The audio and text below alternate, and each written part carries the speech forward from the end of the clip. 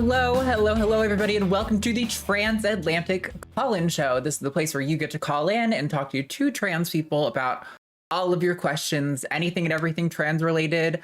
We do like to keep our calls focused on people who maybe are like not as informed on trans stuff and looking to understand and hear it actually from trans people rather than from some cisgender news correspondent. But we do allow a couple of calls from, people who are maybe allies and just kind of looking for clarification on things. But yeah, if maybe you espouse biological essentialism, you think that to be a man is to be male and to be a woman is to be female, and that's it. You're welcome to call in. We'd love to have a discussion with you. Or if you maybe have an uncomfy question and you have a trans person in your life, but you don't really want to ask them, this is probably a good place to direct that question and not put that on your trans friend and make them uncomfortable. So, yeah. I'm going to be steering your ship today. My name is Arden Hart, and with me is Luxander. What's going on, Lux? Hello. This is my last TACIS in this office because I'm about to move. So It's very exciting. Just know that your super chats today are going to help support me relocating to a safe state. So yeah. $5 or more super chats. We'll read them out. But yeah, doing good. How are you? Doing pretty good. I read a super exciting article yesterday, and it's going to come up in today's poll. But yeah, I think I don't know, I keep waffling intensely on my mood in the new year, only because, I think generally speaking, I'm kind of hopeful, and I've actually got a lot of fire in my tank. I'm so excited. As we see this scary shit coming down, I'm like, oh, that motivates me to That's fight good. harder. But at the same time, then we'll see terrifying things like Trump talking about, not refusing to rule out military intervention to claim Panama and Greenland. And I'm like, oh, we're just going full, evil dictator, rule the planet kind of shit, aren't we? It's wild. But by and large, I think I'm pretty hopeful and motivated for the next however many years we're going to be climbing out of this hellscape. So, yeah. So our lines are open. The number is 720-619-2288. That's 720-619-2288. There's also a web link in the description if you're not in the US and you want to call in. So we are excited to take your calls. But first, we have a poll we're going to get to. So every week we talk about a poll. We're going to read last week's first and have a little discussion on it. So last week's poll read, is it mission creep if organizations for church-state separation are advocates for LGBTQIA and other minorities' civil rights?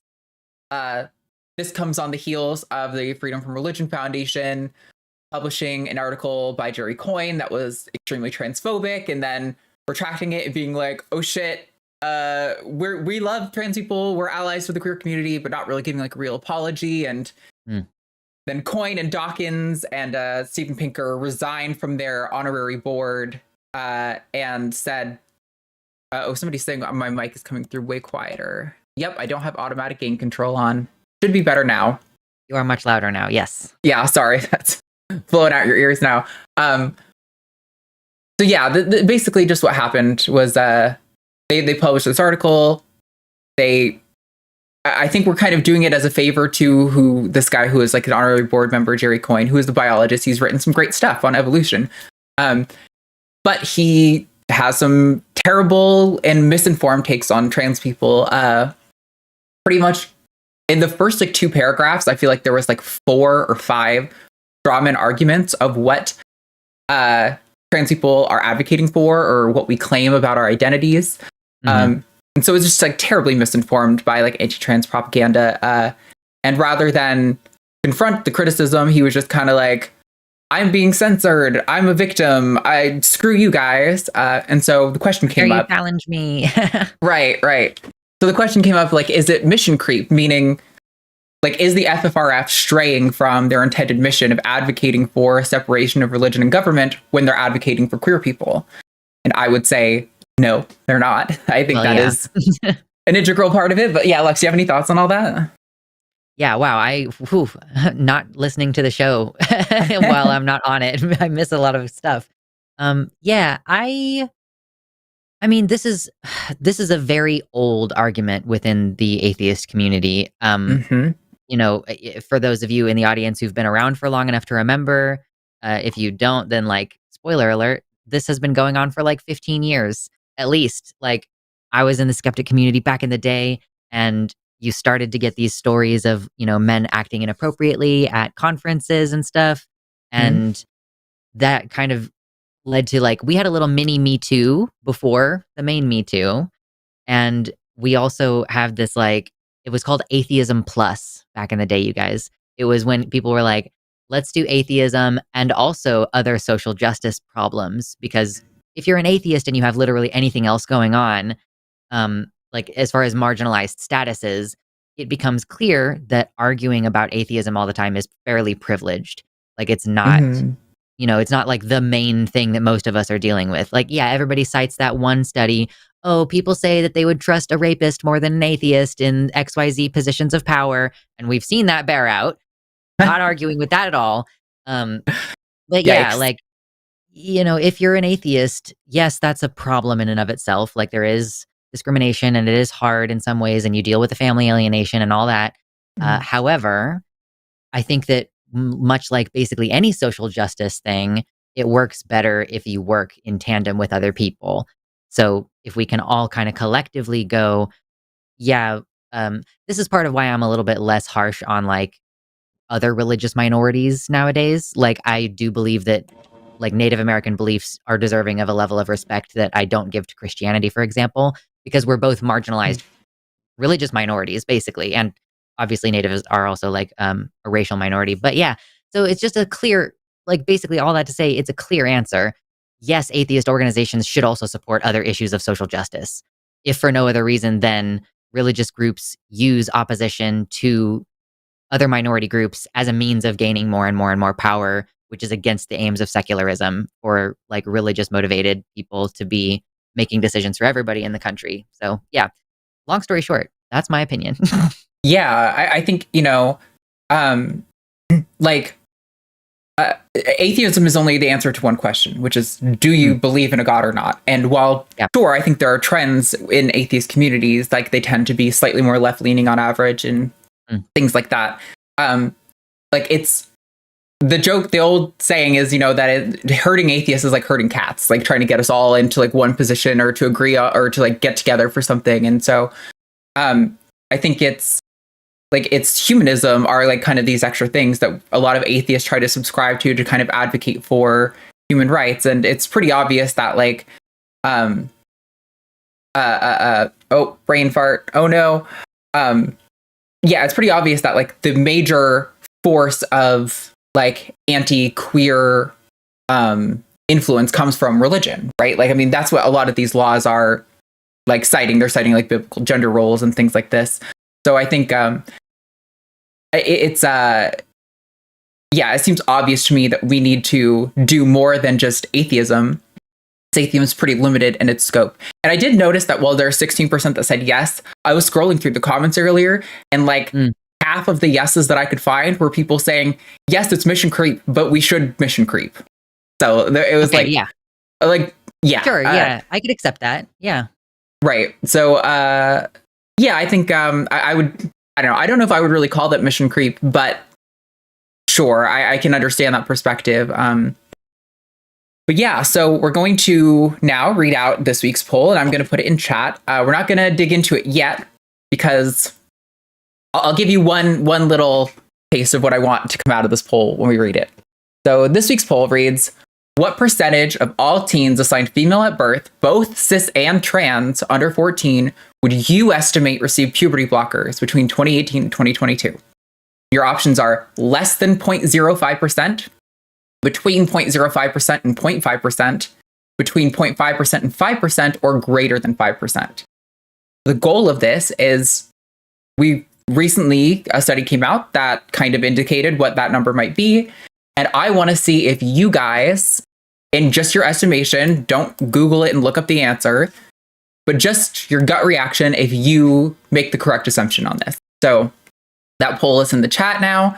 It's worded slightly differently, but it means the same thing as the one that's on your screen right now. So Yeah, let me know what you guys think, and we're going to come back to this in a little while and try to get into it. So we do have one call in the screening room, but I'm going to let them finish screening. Lines are open, you guys. We're not having a lot of calls yet today. Maybe I'll see if we can stir the hornet's nest on Twitter. I never post a link to the show on Twitter. Nobody sees my links, but I'll try anyway. Yeah, it's worth a shot. And to retweet it, because people like, if you argue with transphobes on the regular, they will follow up your links. I just don't do that, but Ben does. Yeah, I can't be asked. But yeah, so okay, we actually do have a call screen now, so we're gonna get into that call, and then after we talk to a couple of people, we'll come back and discuss the results of that poll and that research more in depth. So vote on the community tab over on our channel, do all those things. But for now, we're going to talk to Amy. She, her in California, wants our take on intersectional feminism, and while growing up, having been socialized as a boy, wants like help unpacking. So, I hit the button, but it didn't work. Let's try that again. So, Amy, you are live on Transatlantic with Arden and Lux. Talk to us about what's going on. Hey, Arden. Hey, Lux. How are you two doing today? Doing well. Yeah. What's going on? Yeah, so, I mean, I've been watching and reading a lot of feminist literature, feminist movement, learning about the history. And, I mean, some things I kind of had already known about, but a lot of it has been new information for me. And I just kind of wanted your take on how we can, as trans people, especially trans women, help to contribute to feminist movement, especially in an intersectional lens, and not put ourselves as a focal point or detract from what the movement is trying to do by making it about us. Huge question. Does that make sense? Yeah, no, it makes perfect sense. I don't want to jump in too much because Arden, you're like a trans woman who can speak more to this, I think, but like go for it. Something that I do want to note is that like feminism is about gender equity across the board. And I think that some cis white feminists really have created this like concept that, again, as we were just talking about the whole intersectionality thing, like there's this idea that at the core of feminism and what must underlie every conversation that we have about feminism is how does this affect cisgender women? And I hope that we can continue to explore something closer to a third wave feminism where it's like, this addresses all people. And, the older argument that I would have made is like, well, men are negatively impacted by patriarchy in XYZ ways. It's different. And it's, let's not have an oppression Olympics about who has it worse, really. Like, at the end of the day, it's negatively affecting all of us, and we should work on challenging those things. Like, yeah, men do get shafted in the family courts, and that results in bad situations like I had, where my abusive mom had custody of me because of the assumption fundamentally that she was a better parent or whatever. So I view any trans feminist, like, analysis or whatever as being part of the core fundamental goals of feminism in general. So, I mean, if you want to ask the question of like, how can I convince cis feminists that I'm not trying to usurp their position in the movement, like that's a whole conversation. I just want to like, introduce this idea that like trans feminists are important and like our problems are important, like whether it's trans men being affected by misogyny, whether it's trans women, being affected by misogyny for the first time in their lives, like it does matter to the whole movement. Yeah, I don't know. Arden, you want to? Yeah, no, I absolutely agree. And I think I kind of quibble with this notion of like making ourselves the focal point and like what exactly that means and what that constitutes. Because like, I obviously spend the majority of my time talking about trans issues, but that's not because I don't care about feminism. That's because this is the issue I'm most informed on. And I use feminist arguments quite a lot. But like, I definitely think that, our struggles are linked and that we are far better working together rather than like attacking each other on lateral lines. Because I think our oppressors are largely the same, and our, fight for like liberation is going to be largely in union with each other. That said, I struggle to see like where exactly it's happening that people are like centering themselves, so to speak. I don't know, because there's like, for example, when we talk about like the trans sports thing, I will often kind of just turn to a feminist argument and not even talk about the like biology of trans women and whether or not we have some sort of athletic advantage. I find it more relevant to discuss how like women, for example, there's like a threshold, right? That in order to compete as a woman, if you are too good and you like lose women's status, you don't compete. But there's no such like ceiling for men's competition. And I think that is an argument that both defends trans inclusion and is like feminist focused. But yeah, I mean, I think, I don't know, just because like we like focus on an issue that's relevant to us and an issue where you have expertise doesn't necessarily mean you don't care about the other issue. But yeah, I don't know. Does that make sense, Amy? Or do you think we're missing the mark? I would love to know what you think to all of that. No, I really appreciate your thoughts on both of your thoughts on that. I definitely agree with you, Arden, that you can make a lot of really great arguments for the trans community by using feminist theory and philosophy, and basically saying, listen, the underlying issue is that patriarchy basically is just this idea that anything feminine or anything that is female is less automatically. And to challenge that at any level, whether it's as a cis woman saying that I deserve as much equity and access to opportunity, or if you're trans man, trans non-binary, trans woman, it also affects you because you are challenging that very basic principle. So I agree with both of what you said. And I think it does mostly answer my question because, again, I guess there wasn't a specific person I was thinking of who was like, oh, I'm going to center myself.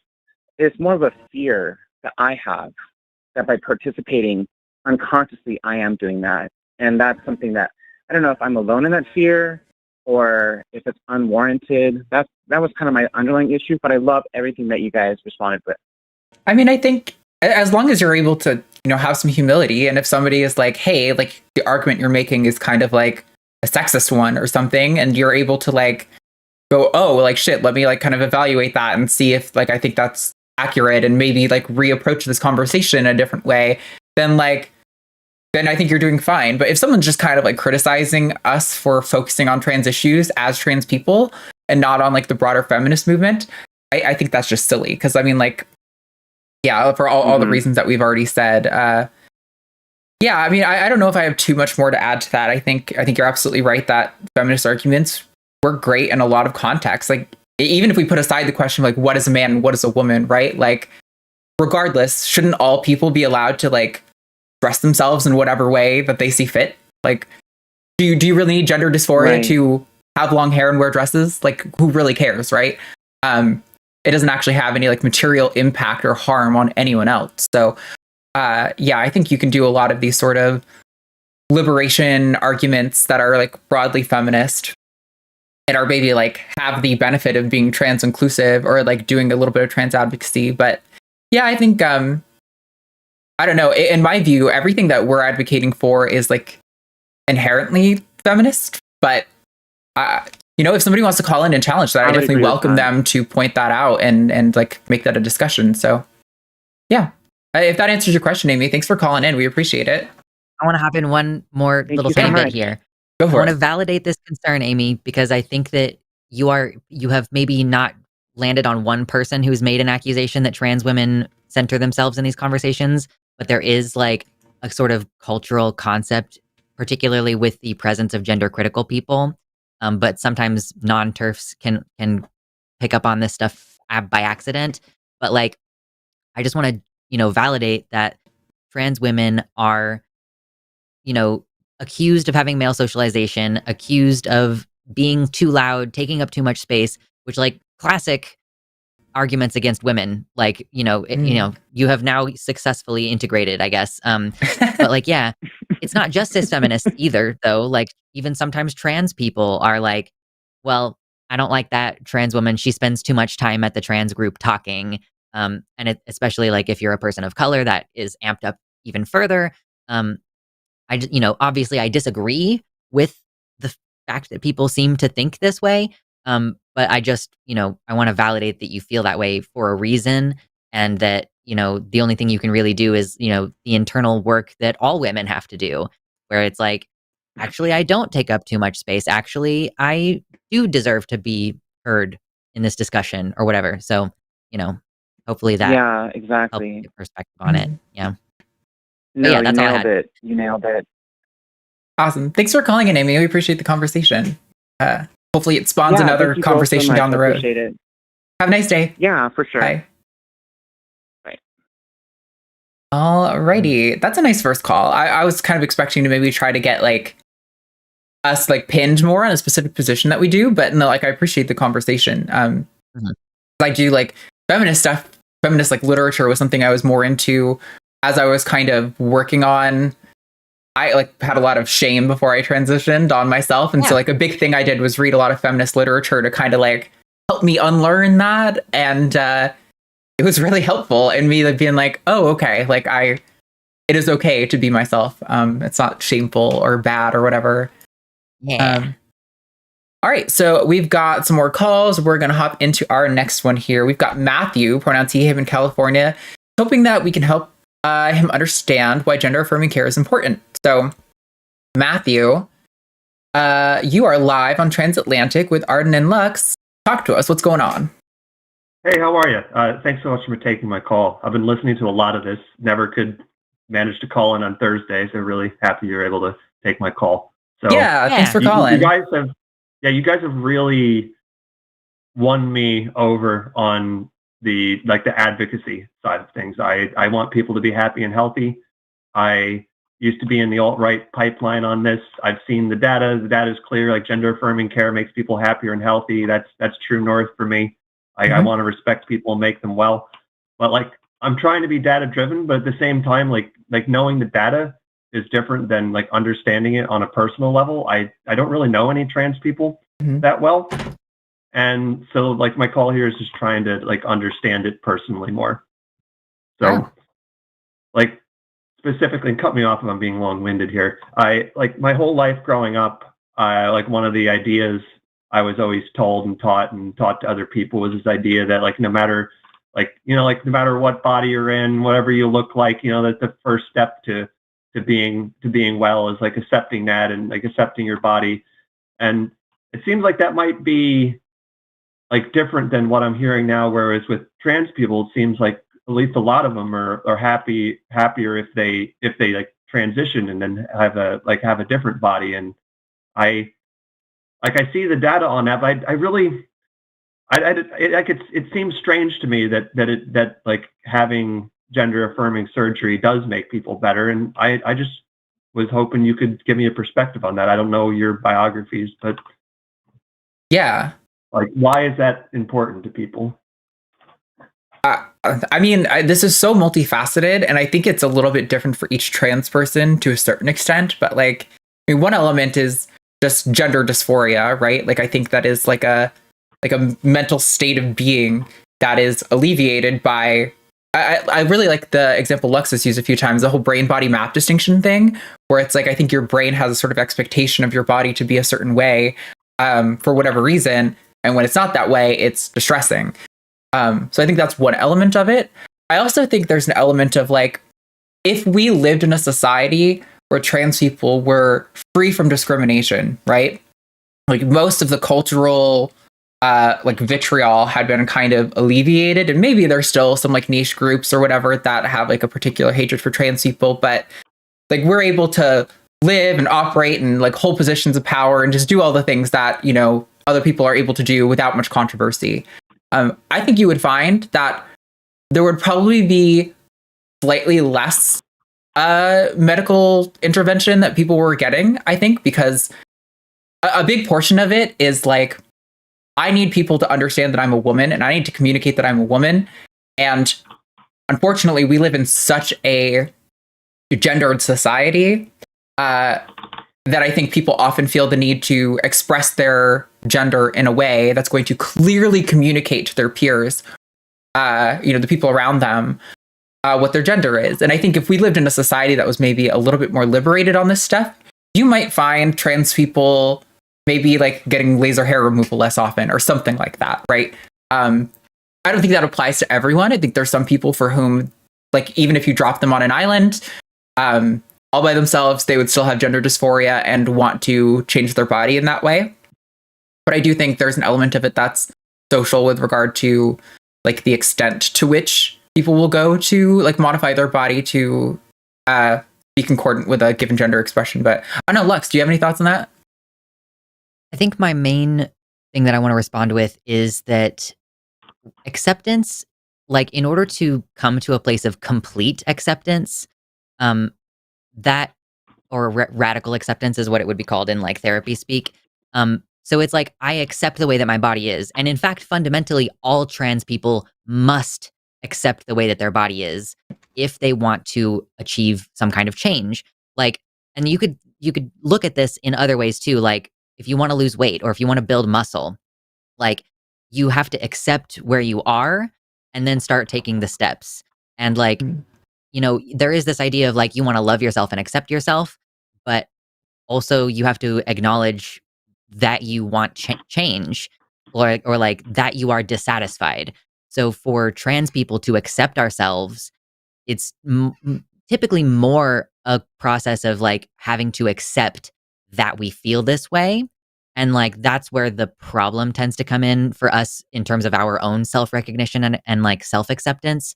So like we do a lot, basically, I would guess that every trans person has gone through some kind of phase where they're like, I just need to accept myself. So maybe I just need to do a different skincare routine and then I'll feel better. Or like I'll get a different haircut or I'll grow out my beard or whatever. Like there is almost always this phase where you're trying to just make yourself stop feeling the way that you feel.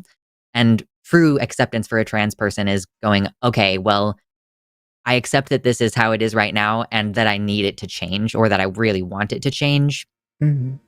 Yeah, so I mean, I think that's the only thing I want to add so that you can get a word in here, Matthew. No, I really appreciate those answers. I feel like there's like 10 different things I want to say something about, but just to pick one of them.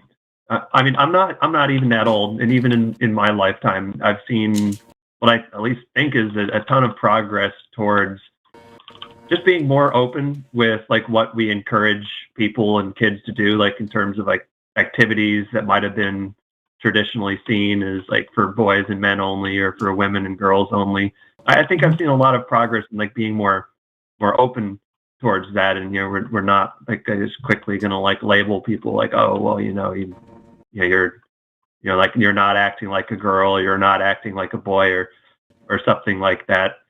And I don't even know if this is the right term for it anymore, but like we seem to be like a lot more accepting towards like what people might see as like a tomboy or something like that.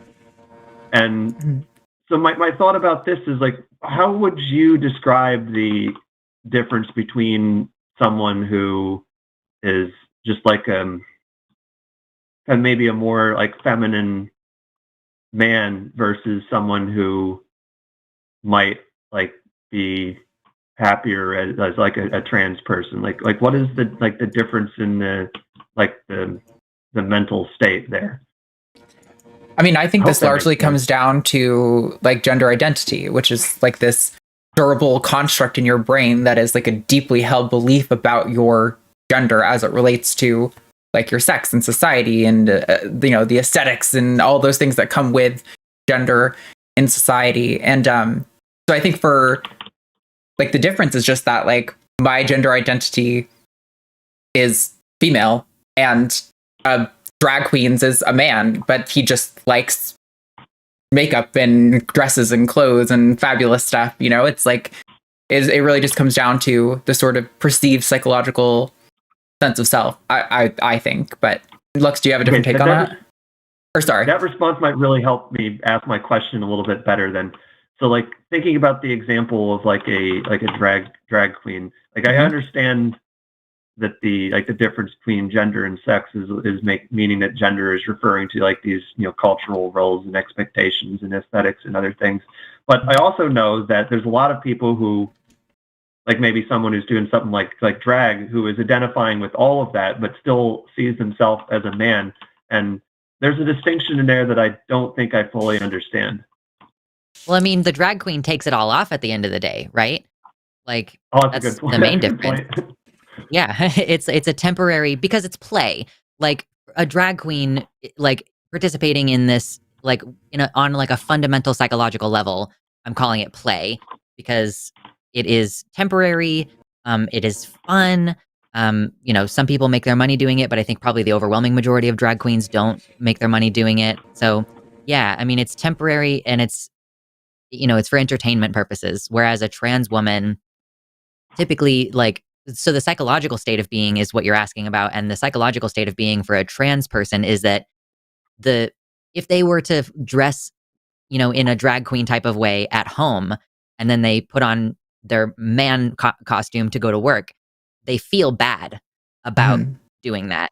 Whereas, like, a drag queen is like, actually, I would feel bad if someone tried to date me in my drag persona, because I'm not all this comes off, like, I'm not trying to have sex with you like that, So I think that's the main difference, is like, some things just cause distress and some things cause pleasure. And it's kind of hard to identify why that is exactly, but it just seems to be a consistent feature of human brains. And I think I want you to respond, Matthew, but the only thing I want to add on to that is when it's like, it's hard to identify why. Some people will like hone in on that and be like, see, you have nothing to point to. But like, this is the case for like every element of who we are as people, right? Like, why you have a favorite flavor of ice cream, nobody could ever tell you. But when you go to pick out your ice cream at this grocery store, that you have a favorite flavor that you want over the others. I think this is like a universal human experience, that there are elements of who we are that we couldn't tell you exactly why they came up. And maybe in some future society, we'll be able to scan our brains and be like, it's this specific complex web of neurons firing that makes you like vanilla, right? But we don't have that kind of technology yet. And so we just tend to chalk it up to, there's probably some sort of material biological reason, but it's just your preference. And we don't know exactly why, but it just is. How's that land? Interesting. Like, sorry, go ahead. I know in my life, especially in like middle school and in high school, I did not have a good time with gender expectations. I'm a cis man, but just like in terms of like what I wanted to do and how I wanted to act, there's definitely a lot of kids and parents and adults too that would act like I wasn't doing what I should be doing, or that what I was doing was weird or something. And I thought for a while, like, okay, well, maybe the answer is just to get rid of gender. But I know for other people, like, gender and these like cultural roles and expectations are something that they find like very, very comfortable, right? And like, and they like it. And the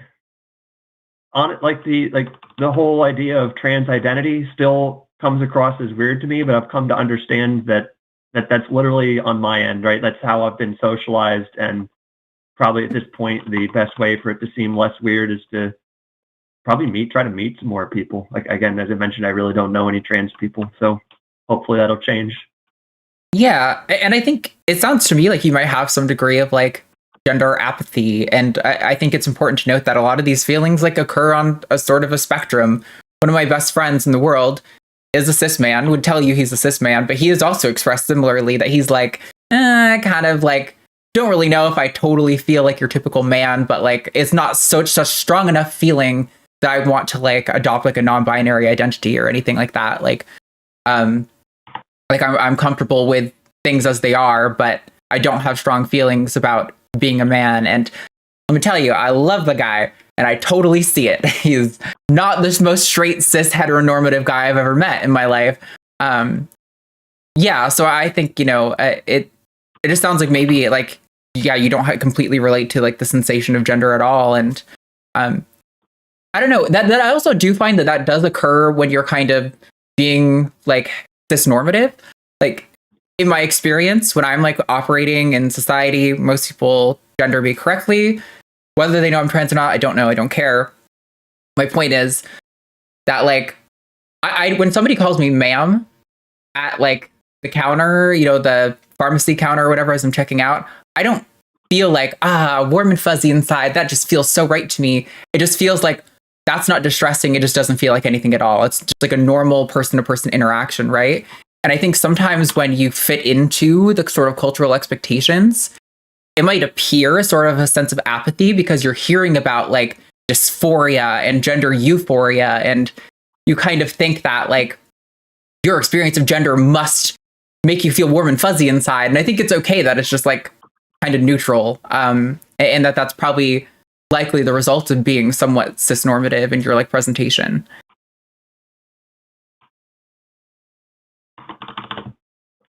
Yeah, that all? It's interesting. Yeah, I'm just thinking it through. Mm-hmm. It's all right. Yeah, if there's anything you want to add, please do. But if you want to like think about that, maybe call back with some more questions, we definitely welcome you to do that. No, yeah, I think that's a good place to finish that.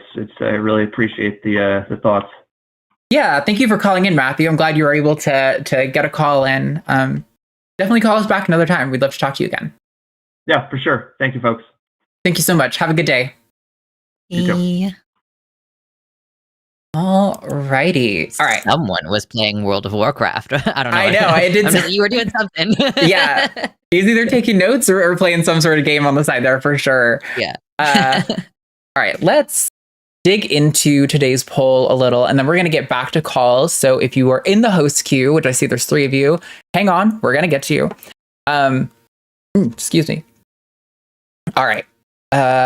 So again, this week's poll reads, what percentage of all teens assigned female at birth, both cis and trans, under 14, would you estimate receive puberty blockers between 2018 to 2022?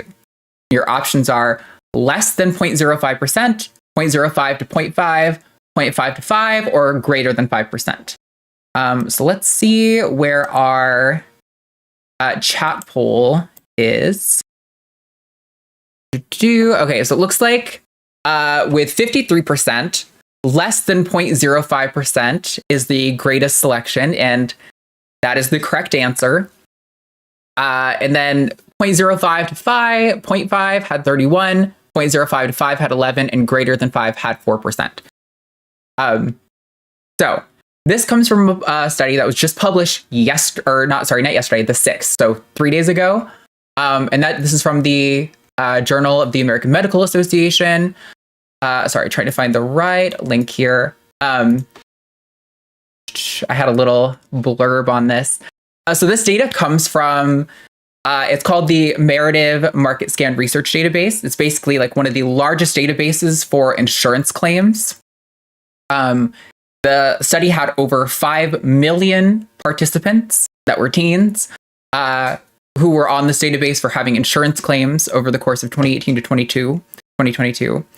And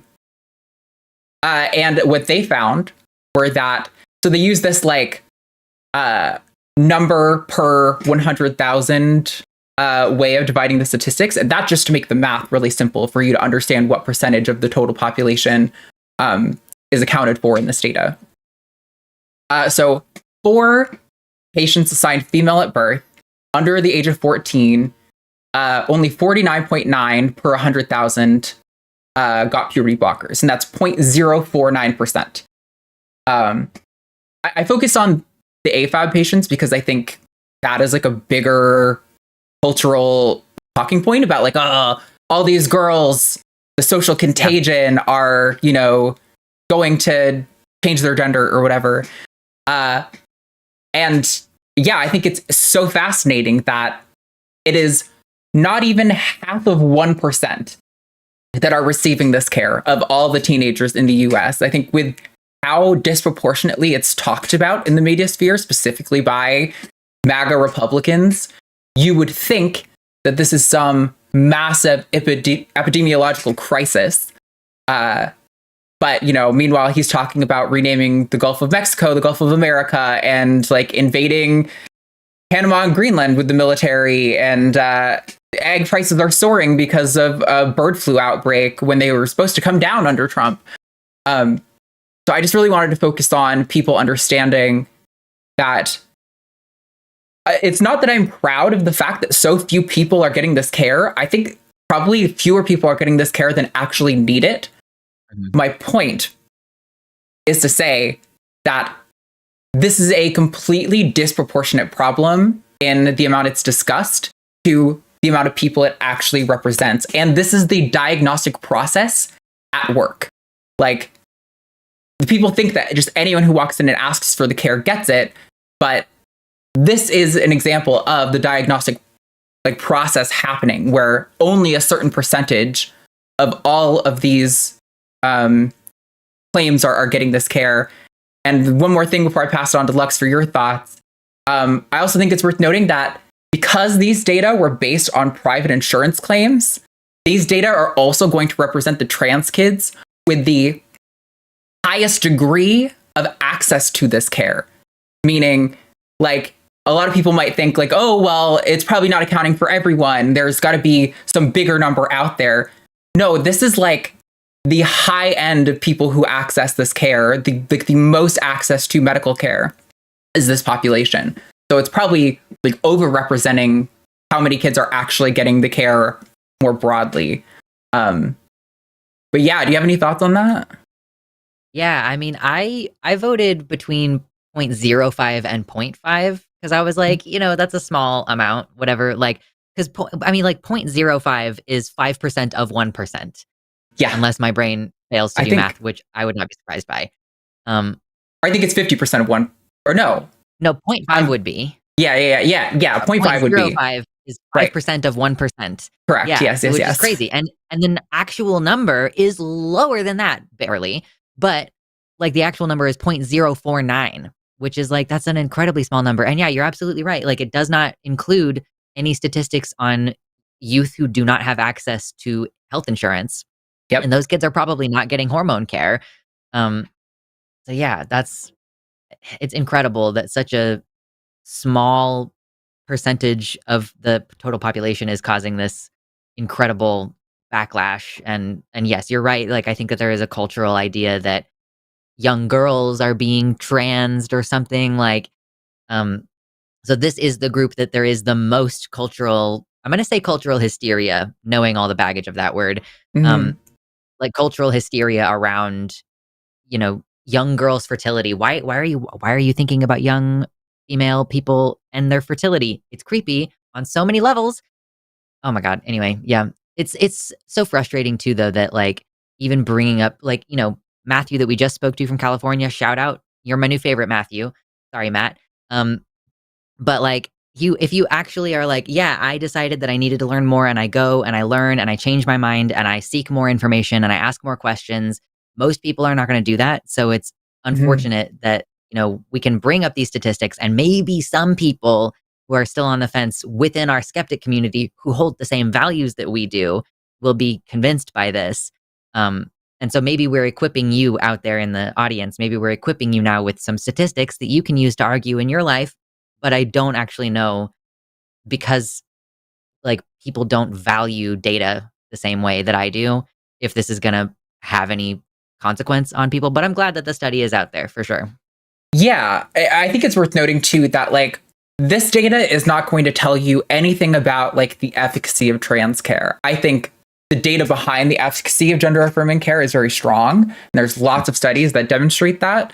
There are almost no studies that even purport a harm, even the ones like the CAS review who say that there's not strong enough data to validate the care.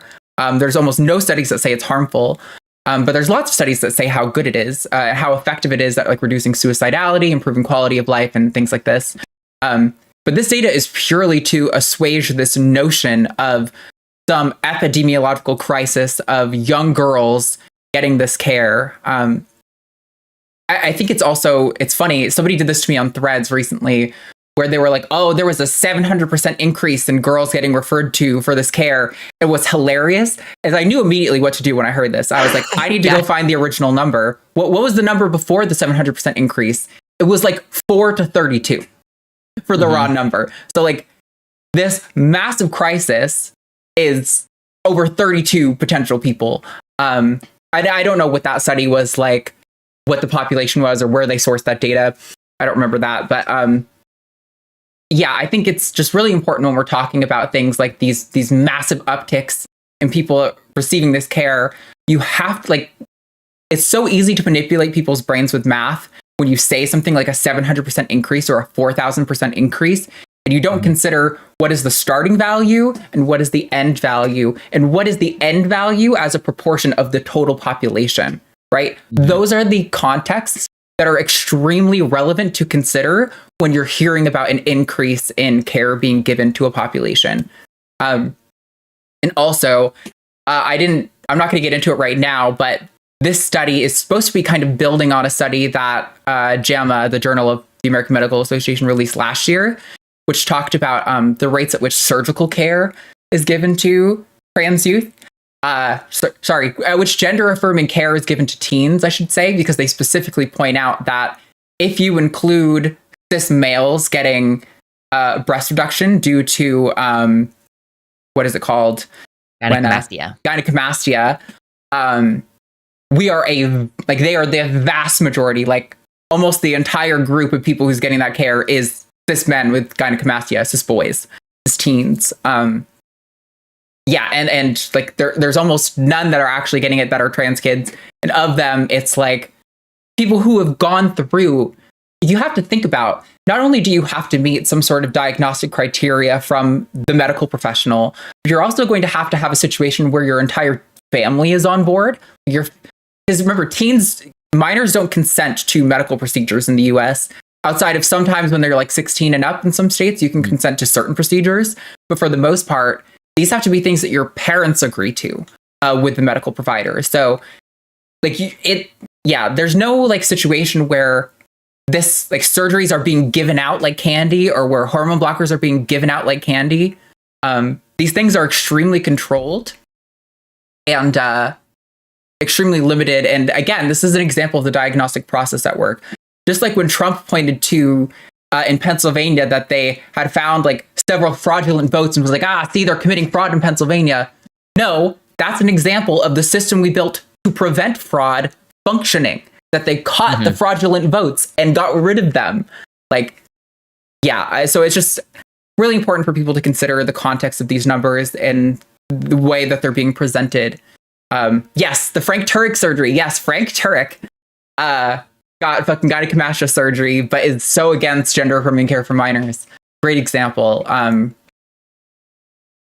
I think this would be interesting, like to like maybe segue into a conversation down the road about like the efficacy of trans care. I've been trying to brush up on the data today. I didn't have enough time to dig into it all the way because I was making sure I was accurately representing this study and making sure my math was right. But yeah, I think it's a really interesting conversation, and hopefully it will spawn some future conversations down the road. You got anything else you want to add, Lux, before we maybe get on to our next call? I'm just admiring you doing your nerd shit. I'm like, I'm good. I love research when I'm in the right mood for it.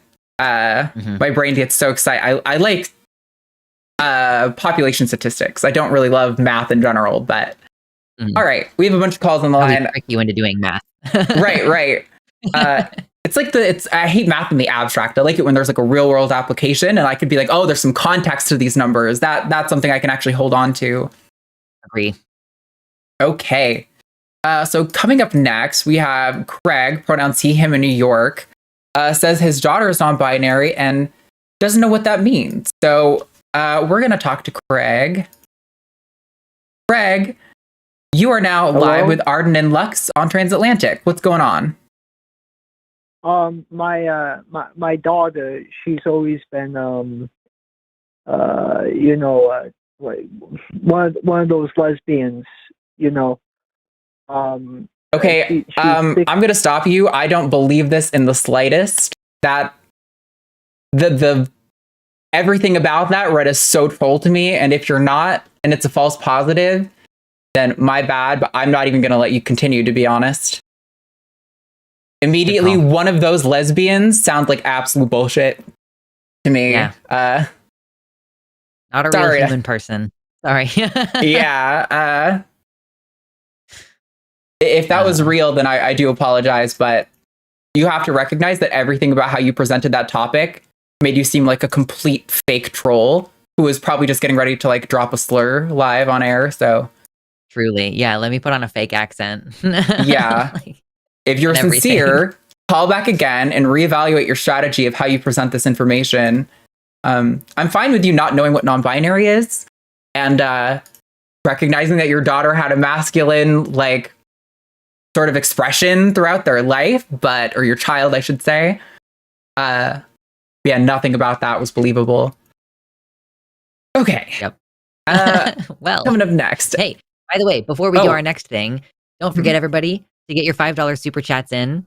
We will read them at the end, first of all. Second of all, there's a competition. Vote for who you want to be on #Team Lux or #Team Arden. And also get your likes in.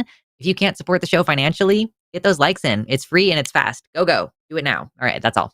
Yes, no, thank you so much. I appreciate it. I forget to do that more often than I should.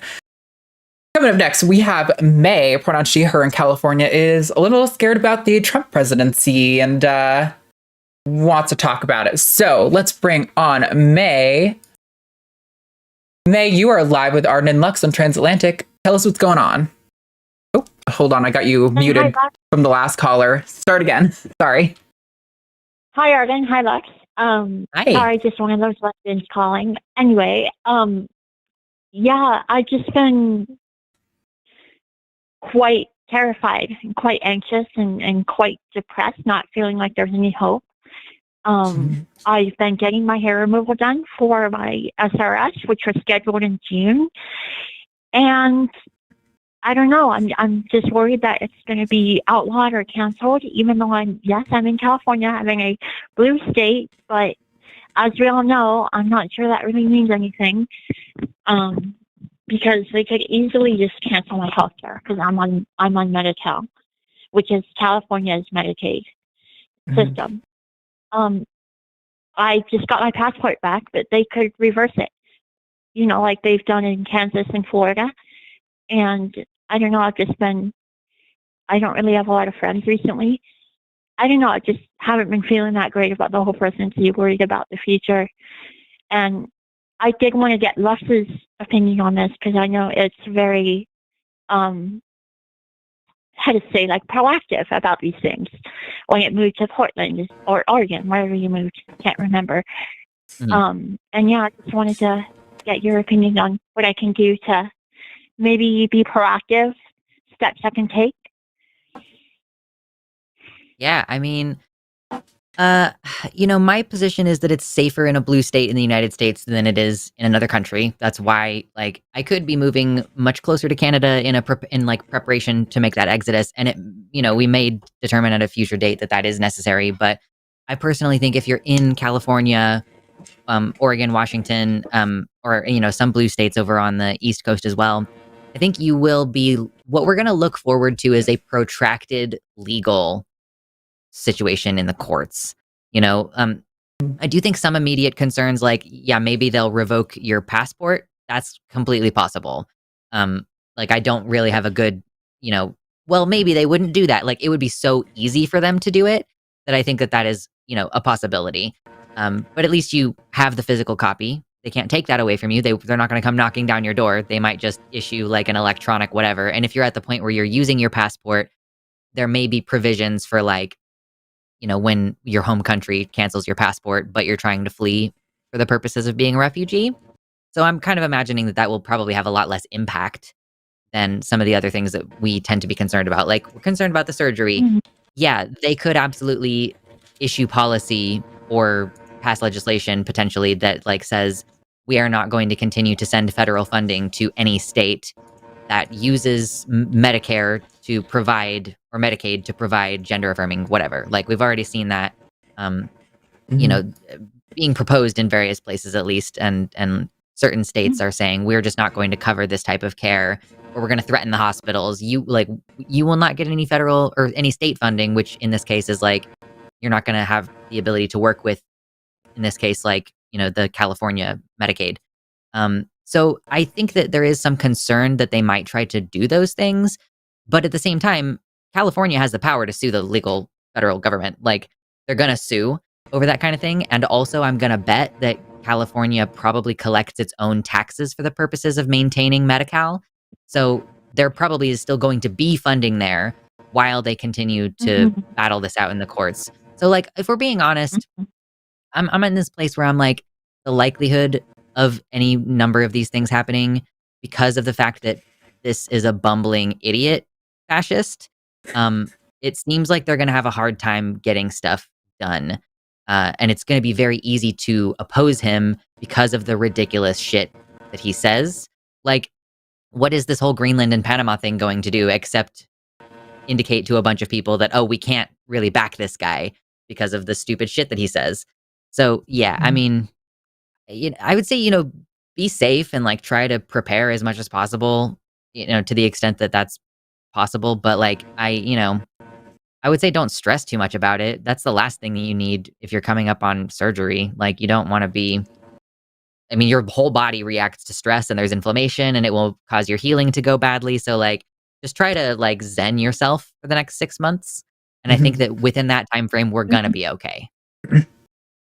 Yeah, I would echo a lot of that. I think while there's a benefit to being cautious about the potential negative things that could come down the pipeline, I really would rather caution against panicking before those things happen. Because not only are there legal battles, like Lux said, but like laws take a while to pass. When they pass, they don't go into effect right away. And even sometimes after they go into effect, that's when the legal battle starts. So it could be multiple years before we're even seeing any indication of some of these things pass actually, taking effect. It could happen sooner for sure. Like, I don't want to leave you in like complete delusion that it's, not possible. I think it's really important as we're facing down this to not overreact to what we're seeing. Right. It's just so concerning to me because, as we all know, the legal process for like changing your name and your gender and getting your gender marker on your ID and your passport and your social security, like you have to go to all these different agencies, and it took a lot of time and a lot of money, right? And to just have all of that be wiped away by some hostile like administration who wants to say like, oh, I'm actually this or I'm actually that when I'm not. It's just, the whole thing kind of strikes you with a little bit of fear, and it's easy to get sort of worked up over it. Totally. I wanted to thank you for kind of the way you phrased that. It really calmed me down. I'm also just worried about in the general hate. Like, even though I tend to pass more than not and tend to have like a decent voice and everything's working out for me, but still, just there's still that like, even if you tell people that you're trans or whatever, even if they, I'm also worried. I've had some issues with family, but not too much. I think you've been okay. Yeah. I'm just the whole social discrimination thing kind of I would say another big thing is like I feel like I'm stressed because I'm about to move, but I'm keeping all of my stress on that. Like I'm not. Moving stressful no matter what. Yeah. No kidding. Yeah, but like if I see anything about Trump right now, I scroll past it as fast as I scroll past something I'm trying to avoid spoilers on. I'm like, nope. Like my brain is gonna slide right over that. I don't want to look at it. I don't want to know what's happening. I don't care about this. So like I think that that if I wasn't in the middle of moving, that taking that action would probably be reducing my overall stress levels. Because it certainly adds to my stress levels to be looking at that stuff. So like, this is something that I'm going to prioritize over the next year. And it is the advice that I would give to anybody who is feeling stressed about the situation is log off more often, not completely. I know that your anxiety can't handle that. Not you may specifically, but generally. I know that we feel the need to exercise control over things, and being informed helps us feel a sense of control. But at the same time, because we have very little control, actually, what we should do is exert control over things that we have the ability to exert control over, such as getting out of the house more often, going to meet people. I have like a list of things. I have like my planner that I bought has a year-long bucket list. So it's like, what do you want to bucket list this year?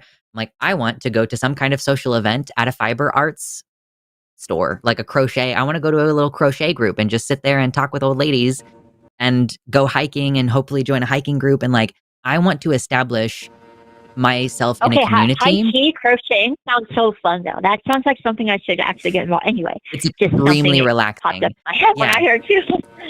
And then you have a physical result at the end, like producing something, engaging in something physical. It makes such a huge difference to your mental well-being. And then you can also establish yourself as a vital member of a community. And then you're less worried that your neighbors are going to do this looking the other way when they drag you off to the trains thing, you know?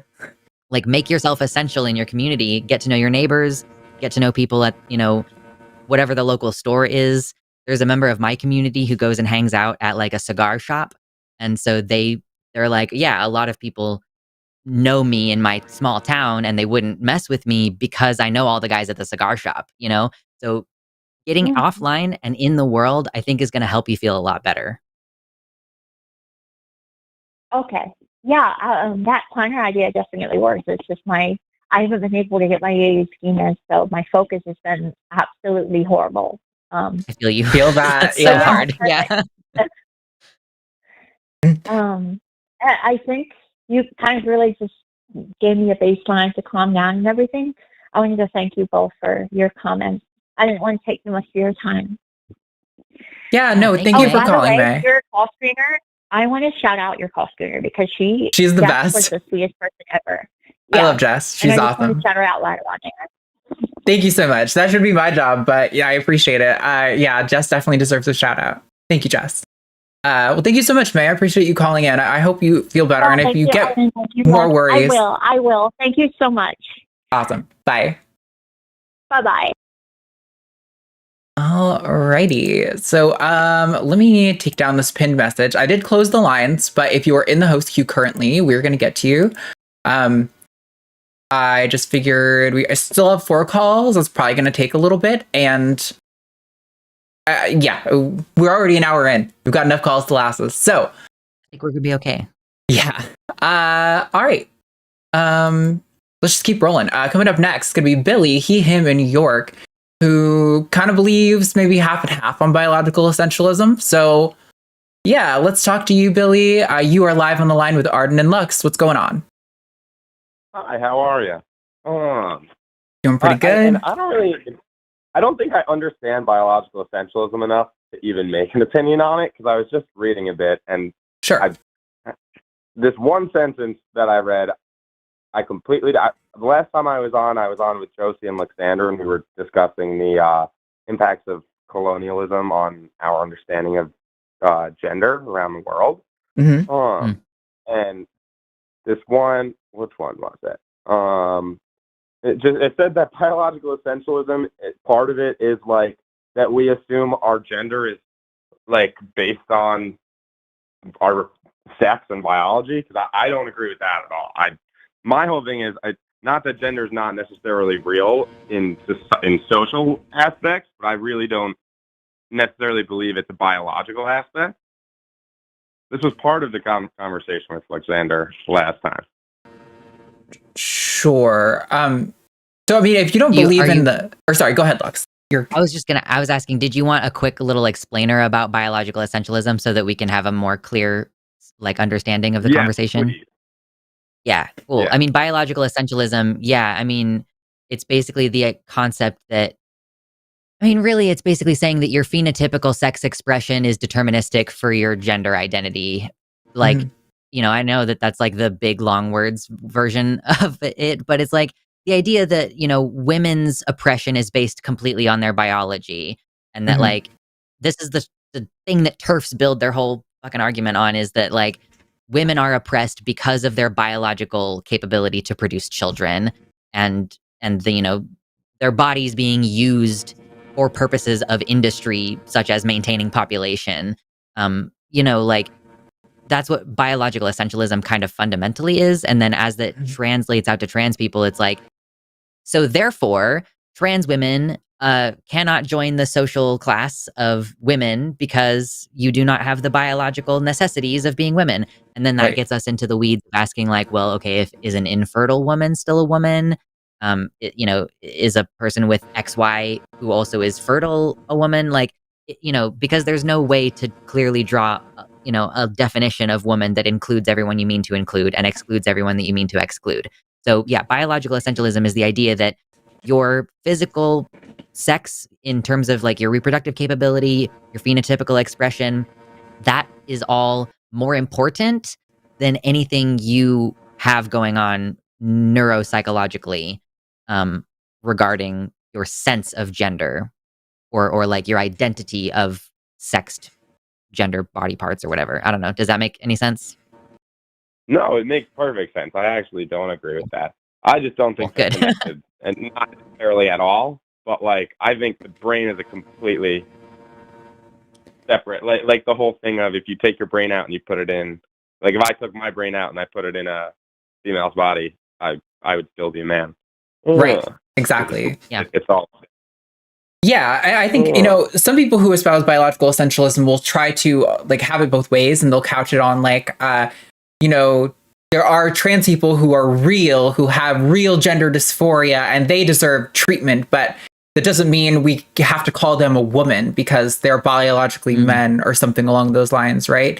And I think what I tend to advocate for, like my concept of gender, that a socially constructed notion of gender, better accounts for the data. Is like, I think, my strongest argument, because like the problem with biological essentialism, you'll often fall on like, under this model, woman is adult human female, or adult female human, if you want to do like the most charitable orientation of that set of words, making human the subject and not female. In that definition, you have problems where like, if you have a 14-year-old girl in the US and you fly to a country where 14 is the age of adulthood, does that person become a woman when they get to that place? Like, because they're legally an adult there? Is the legal status of adulthood what matters?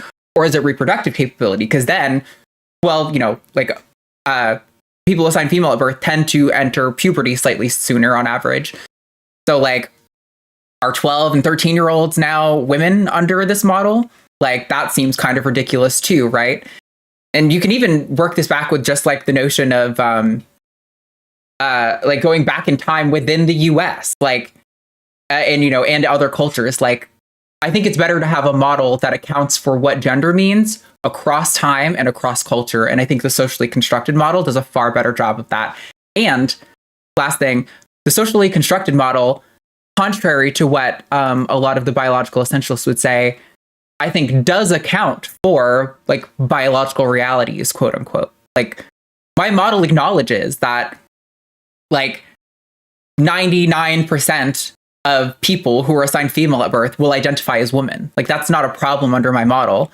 It's just saying that that isn't like the only necessary and sufficient conditions to become a woman.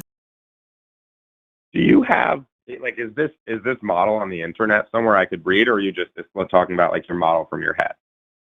I mean, there's lots of people who talk about this, but yeah, this is mostly just kind of like how I think about gender and how I tend to argue about it here on the line.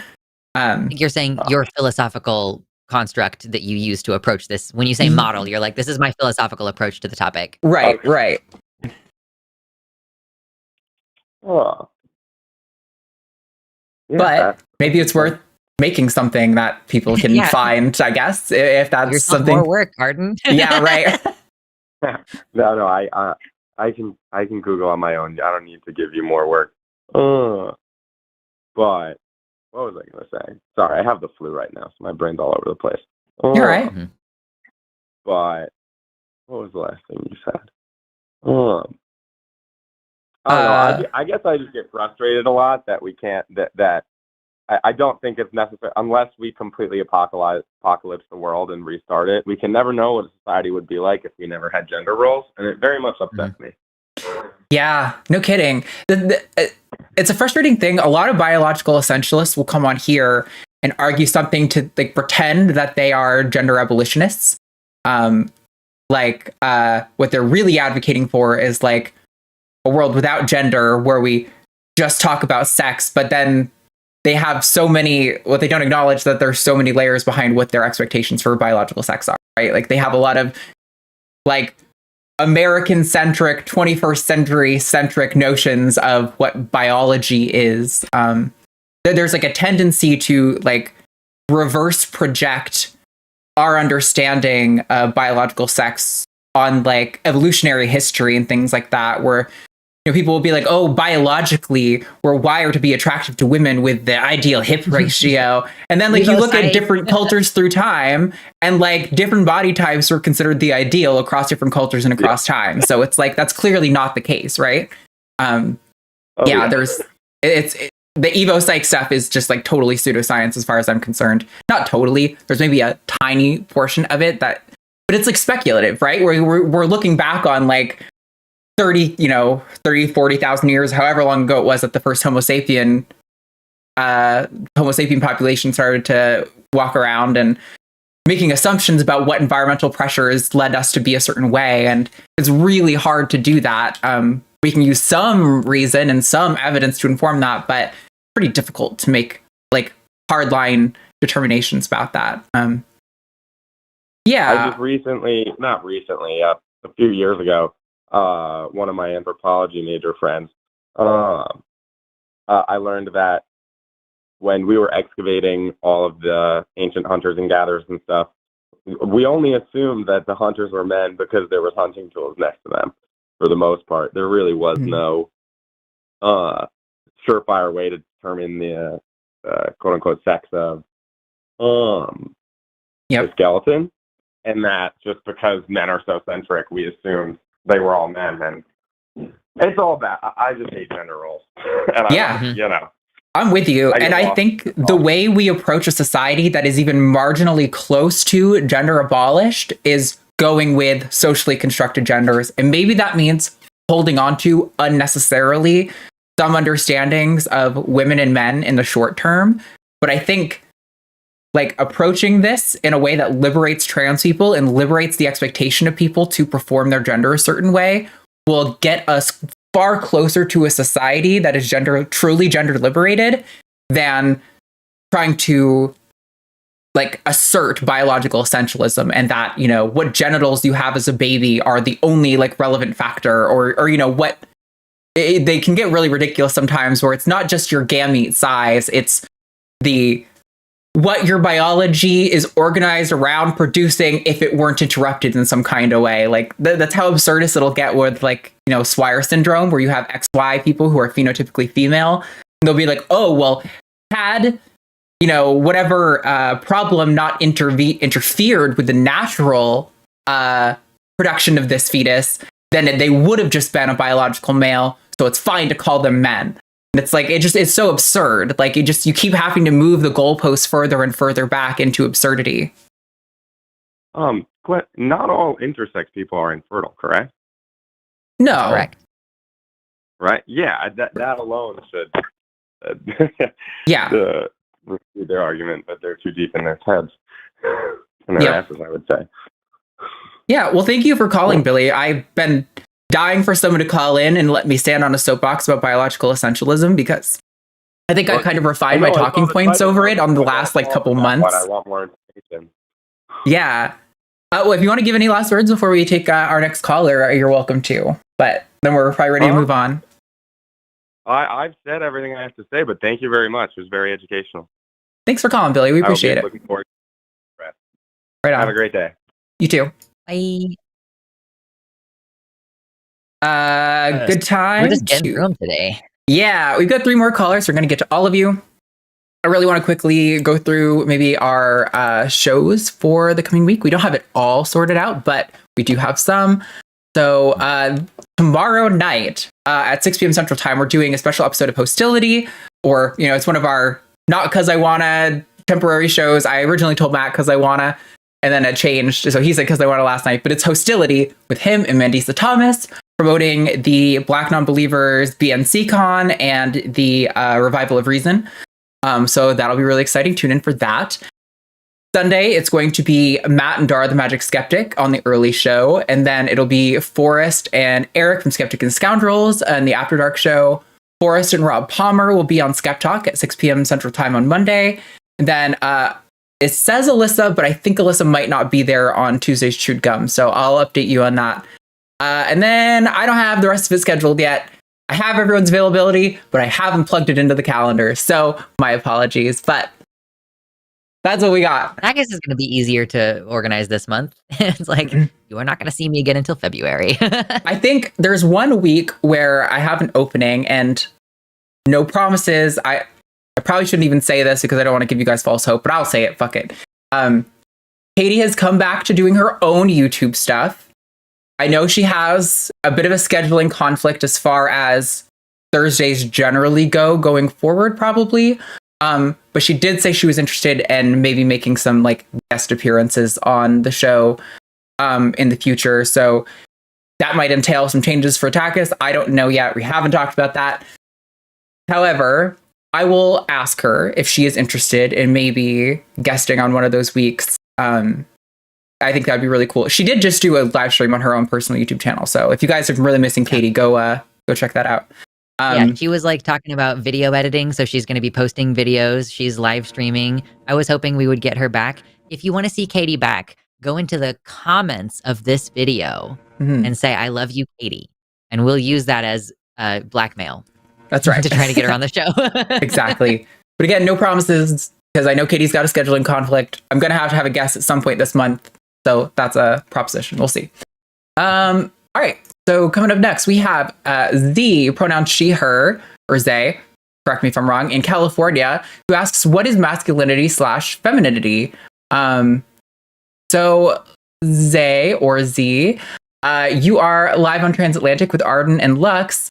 How do we say your name correctly? It's Z. You got it right the first time. All right, cool, excellent. All right, why don't you get into it? What do you want to talk about today? Okay, so I'm a first-time listener, so if you've already covered something like this, I apologize. This is just a question that I've been asking a lot of like my trans-identifying friends, and I'm just really curious to know what your thoughts on this are. So, I come from a background of conservatism, almost extreme right. I grew up in the South, and I was military for a brief time, and military is almost all right, at least from my experience. And so one of the narratives that I kept hearing coming from those communities was that people on the left, or trans people, or LGBTQ, they are trying to redefine what masculinity and femininity is. And I'm sure, you know, if you were to say, describe a woman as being masculine, that there's a certain kind of, like, there are certain traits that come to mind, same thing with like an effeminate man. But after asking my friends, you know, what does this exactly mean to you? I've come to understand that masculinity and femininity can really only be defined by the individual. And when you're talking about trans people specifically, what they're doing is trying to conform to what their idea of masculine or feminine is. Is that like, am I in like the ballpark there? I don't know. What are your thoughts on that? Yeah, I think you're probably in the ballpark. I mean, I don't know that I think trans people are trying to like redefine masculinity and femininity, but I think it's worth pointing out that the concepts of masculinity and femininity are changing constantly. Like, even what masculinity and femininity meant 50 years ago is not the same as what it means today.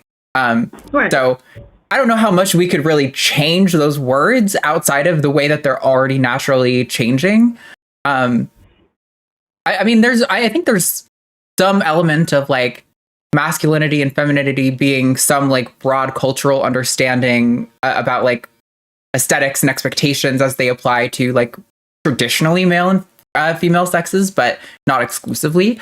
But yeah, I would also agree that I think when people are kind of figuring out how to express their own gender, it has a lot to do with your own personal interpretation of those expectations. I don't know, Lux, what do you think about that? Yeah, I mean, masculinity and femininity, which I just want to say Jess typed femininity, and that made me laugh internally. But yeah, I mean, it's weird because they are fluid constructs. and they change over time and varied by culture and everything. And even within a culture, we might have, like you said, like, if you think of a woman who's masculine, like we could say, like a woman who is strong is masculine. I know I've seen people commenting on cis female bodybuilders' bodies, talking about how masculine they are, and why would you even, like, are you even attracted to women if you're attracted to this? It's like, it's almost like sort of a collective hallucination that we have together. Like, we invent this together. I was thinking about the comparison to money, because I think that there actually is, you can expand on that too. Not just that, like, money is a social construct and yet it controls every aspect of our lives, but also value of currency differs from location, and value of currency varies based on highly complex market dynamics and so many things. So, like, yeah, something can be both real and intangible, and it can be both concrete and transigent, as much as those things feel like they're existing in opposition to each other. Like, this is a situation where, like, dichotomies tend to sort of fall apart. Is gender a biological thing, or is it a social thing? Answer is both, like some mix of both. And, like, is it nature or is it nurture? It's both. Like, everything in some degree of both, basically. So yeah, I mean, masculine is what we believe masculine to be. It's like power. It exists because we believe it does. Like, I don't, at a certain point, yeah, you might as well just accept that every person can have their own personal definition, which exists within a context, of course. Yeah. So what you're saying is it's kind of like a mix of both. Yeah. Like, I mean, it's widely defined by the social norms, but then also it can be, I guess, specialized or specified by the individual. And then I think each individual understands it in their own unique way, basically. This is kind of touching on like performance theory, Judith Butler's performance theory of gender, where it's like this kind of notion that gender is something that we sort of create as we, the words that they use are like reify these sort of norms that we were taught. Like, there's certain things that I was taught about being a man and a woman growing up that I take some of and I don't hold on to other parts. And as I go on and express that out into society, it kind of contributes to this collective pool of understanding of what this concept is. Okay, so is that where, like, the fluidity comes from, and gender fluidity? Yeah, I mean, there's also an element of when people talking about, like, being gender fluid themselves, that is more of a personal identity thing. That's more of like a psychological thing that's not quite related to what we're talking about here. But yeah, I would agree that when it comes to masculinity and femininity, there's a fluidity, because, as we pointed out, like, even what that means in America 50 years ago is different from what it means now. Like, even if we totally remove trans people from this equation, right? So I think it is like all social constructs, like money is a great one. It's something that we kind of, it morphs as our understanding of it morphs. Okay. Yeah. Okay. Yeah. I just wanted to know your, like, opinions on that, considering that that's the background that I come from. Obviously, I don't really believe in that kind of stuff anymore, but, I just want to sort of, I'm just collecting opinions at this point. Yeah. I appreciate it. That's what this show is for. I want you guys, like, so many people think about these topics and they hear about them on the news, or like you were saying, like, from like your conservative family or something. They don't have a chance to field them by trans people. That is like the entire purpose of the show, is I want to just have a place where people who don't have those people in their life can go to like, what do trans people actually think about this, rather than what is, again, like I said at the beginning of the show, like, what does the cisgender news reporter think of the way that they articulate this? Like, it's it can be very different. So yeah, I appreciate you calling in and getting our thoughts. Yeah, thank you. Thank you so much, Z. Have a nice day. You too. Bye. Bye. I love these conversations we keep having where we like lay it down and the person's like, oh. Yeah. Like something. I enjoy that moment so much. Oh, there's a word for it. I forget. People used to talk about it when street epistemology was like kind of more popular in the atheist community. It's like when somebody pauses in a discussion like this, and you can tell that they are like processing new information and kind of like integrating it into their model. I forget, there's a word for it, of that silence, in that type of silence, and it's can't remember what it is. All right, we have 2 callers left, and then we're going to get on to super chats. Again, any super chat of $5 or more, we will read out live on air. And if you include hashtag Team Arden or hashtag Team Lux, that gives us a point, and whoever loses, whoever has the least amount of points, will have to defend a ridiculous position. And it looks like today, all outfits need capes is blowing the other topics out of the water. So, with that said, we have, I'm just going to take them in the order that they came in, but we're going to get to both of you. Maureen in Canada, pronouns she, her, is next, who just has some basic questions about like non-binary and stuff. So Maureen, thanks for calling in. Yeah, hi. Hey. I've been trying to call in a couple of, and I called into the line on religious shows and that, and I was told about this show. And I do have some basic questions. Go for it. Okay. So I was actually listening to your last caller, so I think a few of the things have been answered there. I found myself having to look up definitions because I didn't want to offend anybody, and I wanted to make sure I kind of understood things. And I think I understand that female and male is the physical of what you're born, and the gender is what you were assigned because of that. And I guess transgenders are people who say, that's not me, I'm not that gender, and I'm this other gender, and it doesn't fit what you're telling me my physical body is supposed to be. So I guess there's a couple of terms I wanted to know about. A couple of questions that I have upright is, what's non-binary? Is that somebody who doesn't have a gender, or doesn't think they have a gender, or what? I'm not sure what that is. I love this question. This is great. So most trans people they feel a very clear identity with what we generally consider to be the opposite gender. So like Arden identifies as a woman. She has transitioned into this social role, and it seems to fit pretty well, long hair, like hormones, all that kind of shit, So like it's a pretty clear road for a binary trans person who feels like very comfortable in that particular context. Non-binary is an extremely broad term that kind of just refers to anyone who doesn't have a clear, like, I'm trying to get from point A to point B, but I don't have a clear idea of what point B is when it comes to like evolving into a gender. Like I initially thought that I was a trans man, and I tried to start walking on that path, and I felt like that was also very uncomfortable, and like I wasn't sure where I should be, right? Because we have this construct of either you're this or you're that, and what is it? What are you if you don't feel like you can clearly sit in either of these categories? Even if I were to accept like, okay, yeah, women can be masculine, and I grew up with a woman who, my mother worked hard and she had a physical job and all this, so I have like an understanding that you can be a woman in these other types of ways, but I was still uncomfortable with that.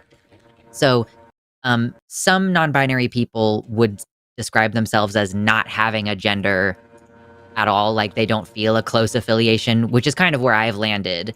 So I personally don't feel like I have a specific sense of gender, but that like I know that I am not comfortable being a woman, or I'm not comfortable being a man, and I like to I like to express myself in a way that tends to be fairly androgynous. Not all non-binary people do that. Yeah, so I mean, kind of broadly, it's just like anybody who doesn't identify with having a specific, like either male or female gender identity, and that can include people who say like, I'm gender fluid. Some days I'm a boy and some days I'm a girl. And sometimes it's like, I have a completely separate word for my gender identity. And sometimes it's somebody who doesn't have a gender identity at all, because it's like a super broad catch-all for anybody who's not strictly binary male or female.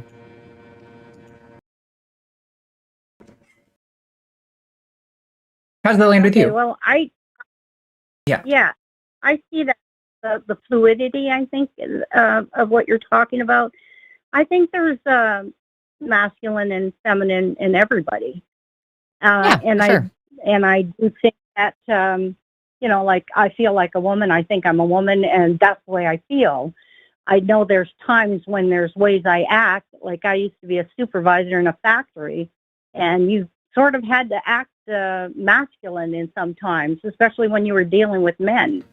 And so I found I could do that, but I mean, like, I never wanted to be a man, but I can see where somebody would be at a point where they're like, I'm not really sure this is for me. I'm not sure which way to go. So I guess that kind of answers my question as to, do all transgender people change their appearances to fit the gender? So like you, I guess you don't really want to fit either gender. So you have the way that you want to look. And Arden, I'm assuming you feel like a woman, so you want to look like a woman. The way society has a woman look. Is that right? Yeah. I think you're pretty much there. I mean, like, I don't know, there's like maybe like tiny little specifics that we could get into, but I don't really think it's worth it. I think you've got like the core idea, and that's really what matters. In my opinion, like, I don't need cis people to like fully grapple with all the nuances of gender. I think as long as you kind of understand where someone's coming from and have basic respect and dignity for them, like, that's really the foundation of what we're advocating for. Yeah. And gender being a society, what society has decided it is, that makes what your appearance ends up looking like, I guess. You're sort of conforming to what the gender kind of says it is. Is that right? Like, your appearance is based on that? Because I know not all transgenders go through all the medical procedures. Some just, their physical appearance is enough for them to feel, to help them feel the way they are. Is that right? I think it's like multiple things. I think I grew up in a household where the women around me were presented in a particular way and they behaved in a particular way. And, we all watched and probably consumed a lot of the same media in the US that sort of presented femininity and womanhood in a certain way.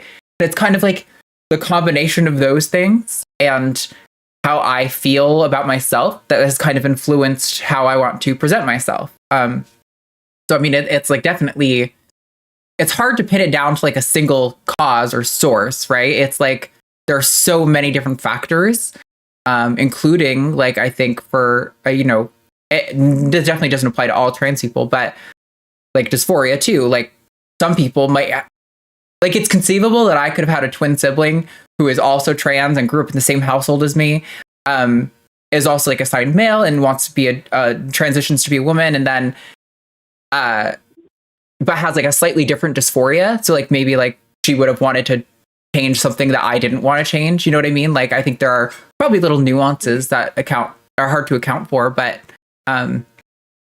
yeah, I think you've got the main thrust of it. Okay.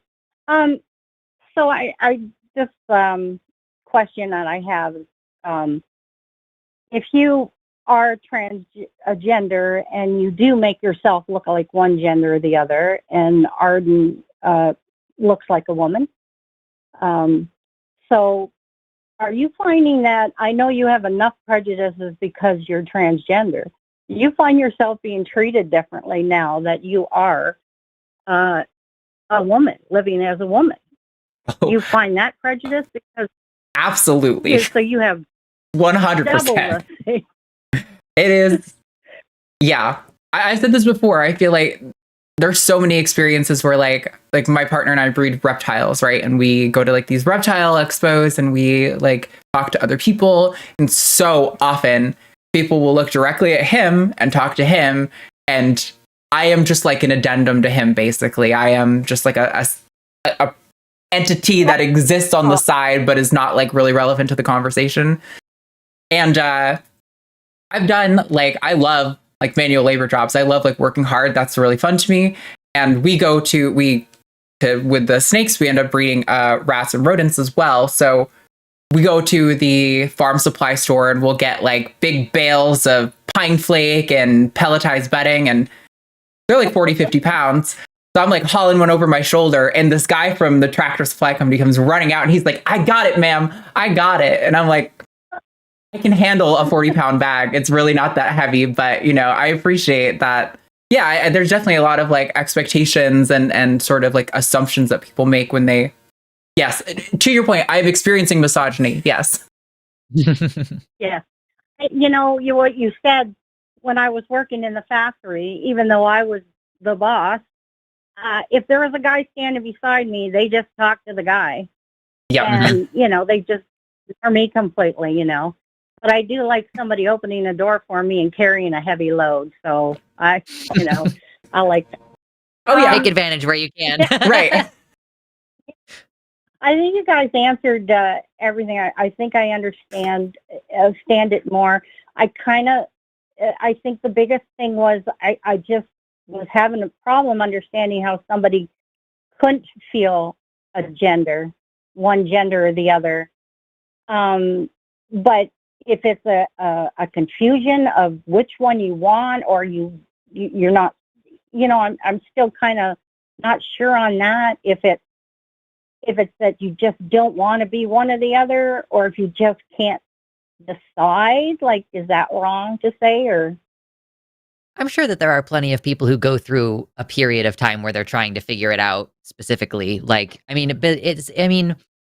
am not too different from a binary trans person in that the thing that we have in common is that we are not comfortable being the gender that we were assigned, and that, we have some desire to transition. It's just that for me, I don't have a clear resonance with the opposite gender. So like, I was assigned female at birth. I was raised to be a girl, blah, blah, blah. You can't even say that I was overtly tomboyish. I mean, not more than average for a 90s kid anyway. Basically, is like, okay, I realized I was uncomfortable with my assigned gender, and I tried to do the thing that most people do when they realize that, which is they try to be the opposite gender. And it's like, okay, if I'm not a girl, then I must be a boy. Let me try to do that. And I just didn't like that either. Like, that also didn't feel great to me. And so it was a process of discovery that I had to undertake, where it's like, okay, so for most trans people, they feel a resolution to this feeling when they start identifying as the opposite, and they do the medicine that they're supposed to do and whatever, start to get this acceptance, where people start treating you differently in society. And it just was not happening for me. But I did feel that sense of comfort and belonging when I accepted myself as non-binary, and when I just was like, okay, well, let me start exploring what kind of person I can be in this context. Like, and for a long time, I still tried really hard to be masculine because it seemed like that was like the thing to do, I guess. Like, if I, it was the only way for me to not be consistently seen as female, which I found very distressing at a certain point in time. So now I'm just like, okay, I don't really identify with either of these things. I can take what I like from each of them.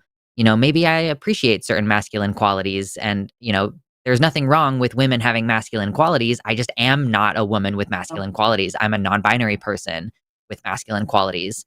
And then, I just felt a lot better coming to that realization and treating myself that way, and being like, yeah, it's okay if I seek certain medical care and not other medical care. It's okay. Like, I really like my voice and how it sounds like weird to most people. And some, like, people on the phone ask me like, you sound like a robot. I'm like, okay, I don't really hear that, but okay.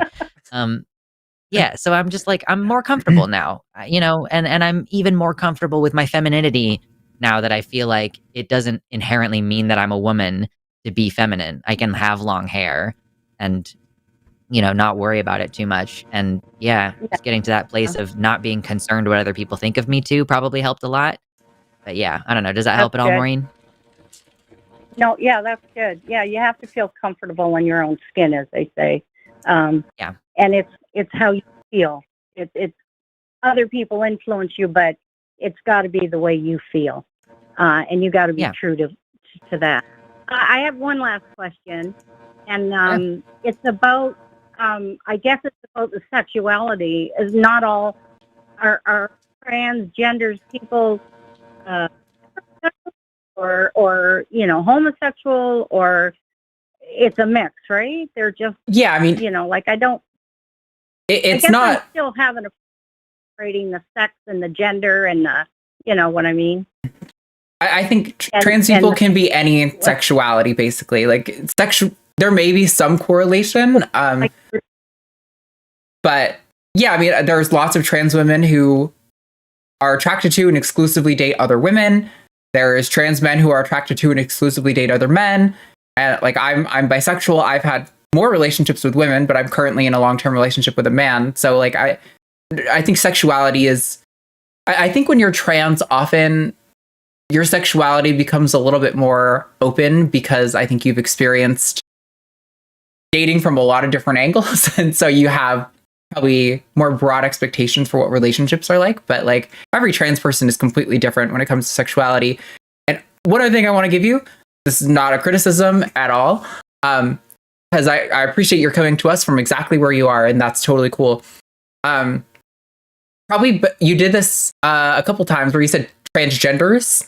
And just a friendly note, transgender people probably sounds a little less weird than transgenders. Sometimes transgenders has this like sort of weird context to it where it's like sort of dehumanizing and like I'm not saying you're doing that, but a lot of people who are dehumanizing to us will like refer to us in that way. So transgender people is probably a safer bet, but not a big deal. It is such a small problem, and I can tell you're so authentically trying to be here and understand, so it's all good. Well, no, that's the kind of information that I want, because, you know, I don't want to offend anybody. And, you know, you deserve to be treated and talked to the way you know, want to be, you know. So, yeah, transgendered people, is that what I should say then? Yep. Yeah, okay. Well, I think you answered all my questions, and so I want to thank you guys. I just one thing. Is there any reading material you could recommend that I could look like, you know, read up on more? Is there anything you suggest?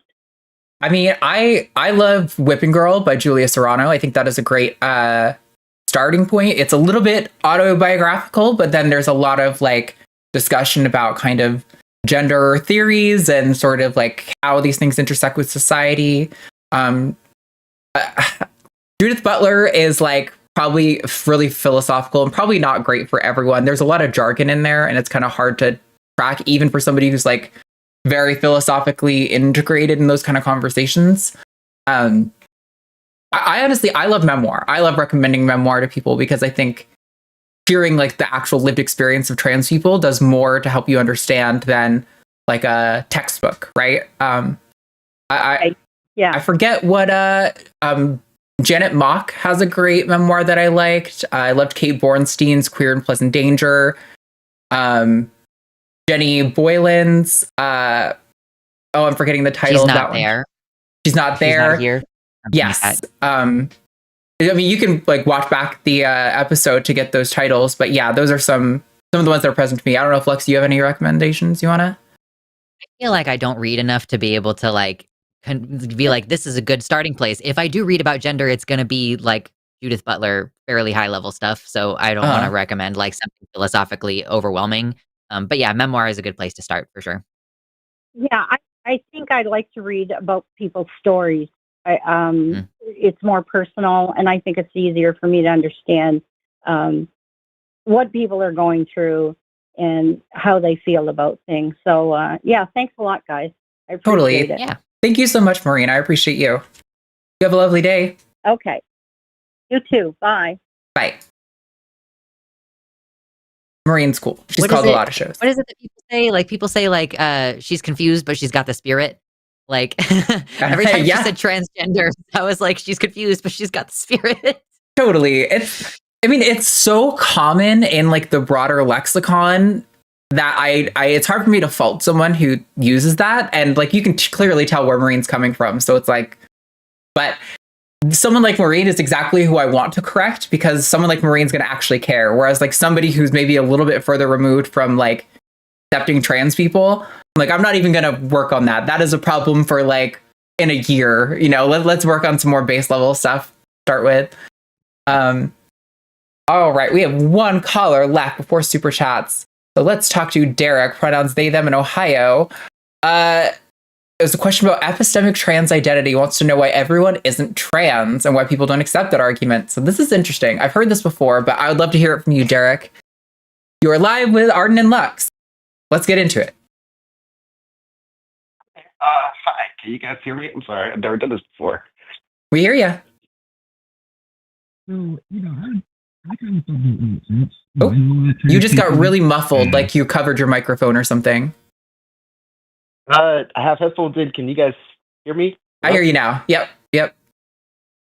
Well, because I was just saying, like, I have a lot of friends that are LGBTQ, and I just kind of figure, like, not that I've done a lot of research on this, but just from what I've like heard, it seems to me like to be trans is really like the default.